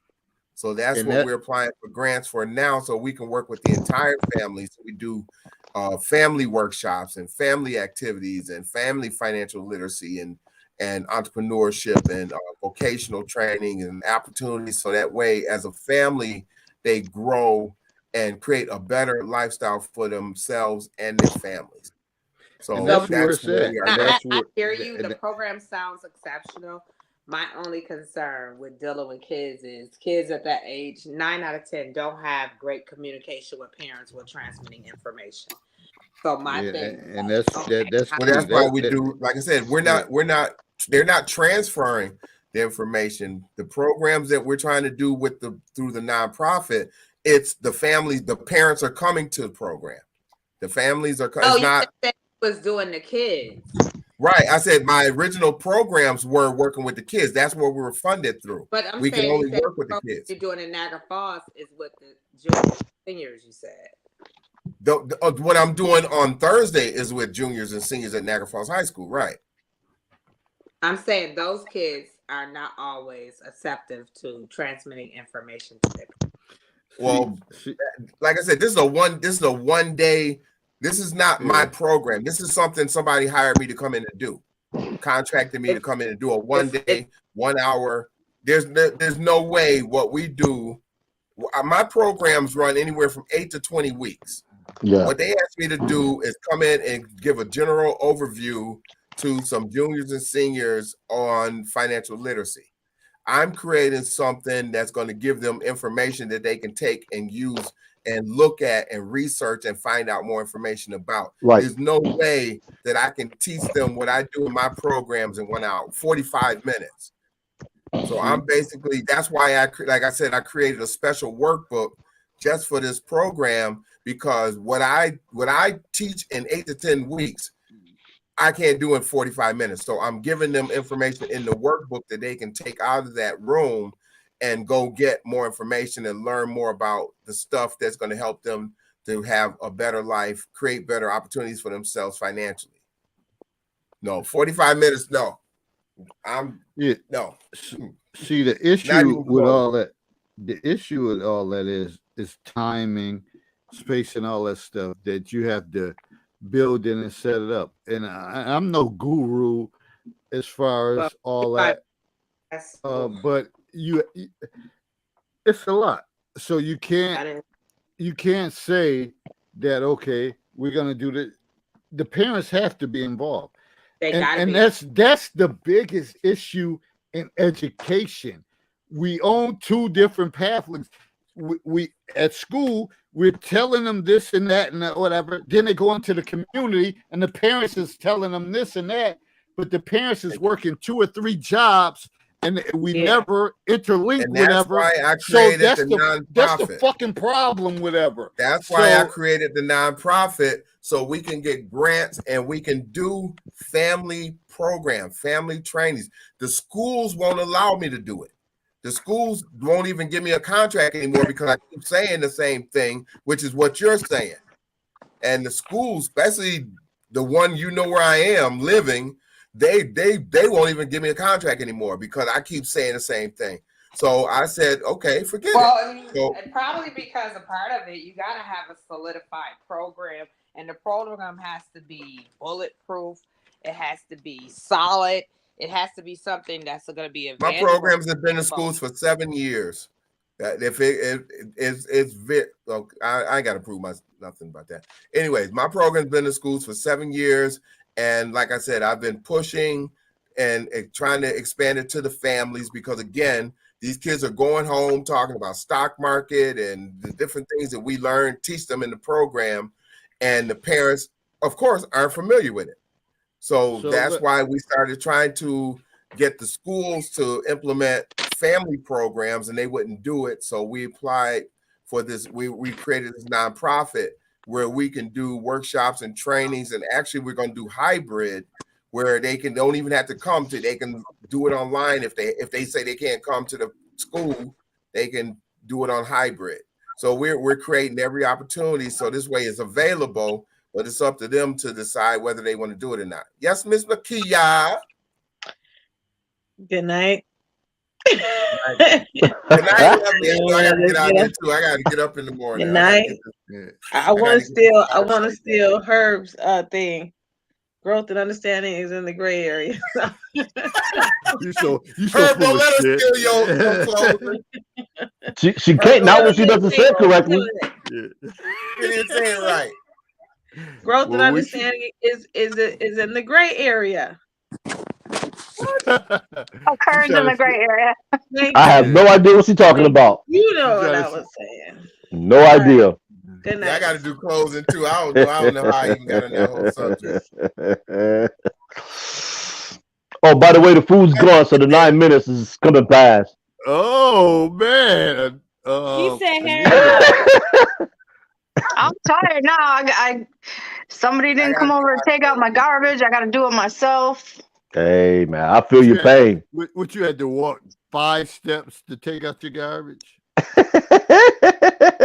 No, my walkway is long. Okay, shrine. I got a bad heart. That thing is heavy. You keep using that excuse. I'm gonna get my closing. This was a great show as usual. Another great show. I am still doing my pineapple juice and water drink for those who may be. Oh, I ain't done with your ass, Willie. Water. It's very good for the system and good for ladies and gentlemen. So I suggest you give it a shot. Shaughnessy, your man would love you for some pineapple drink. So make sure you drink some of that pineapple water every day. Shaughnessy says she's young and good. You give some of that pineapple. So he'll tell you how sweet and juicy you taste. Oh, Willie. Anywho, in closing, headshots can be deceiving. Yeah, it can. Please be careful. because I am seeing some headshots every week. That just even with make my guys, head. huh? With the wigs on, huh? Oh man, I saw that. That's a real headshot. Headshots. I didn't even know that was a thing. Yeah, it's becoming very popular now. With the men. We don't have no. My We don't have no closing comment separation. is wear your sunscreen outside, especially if you're close to the equator. I'm going close to the equator in a couple months. So You better bring your sunscreen. I'm serious. yes, dear. Mm-hmm. I gotta The get sun out is of here. getting real serious. I gotta get out of here. All right, see you guys.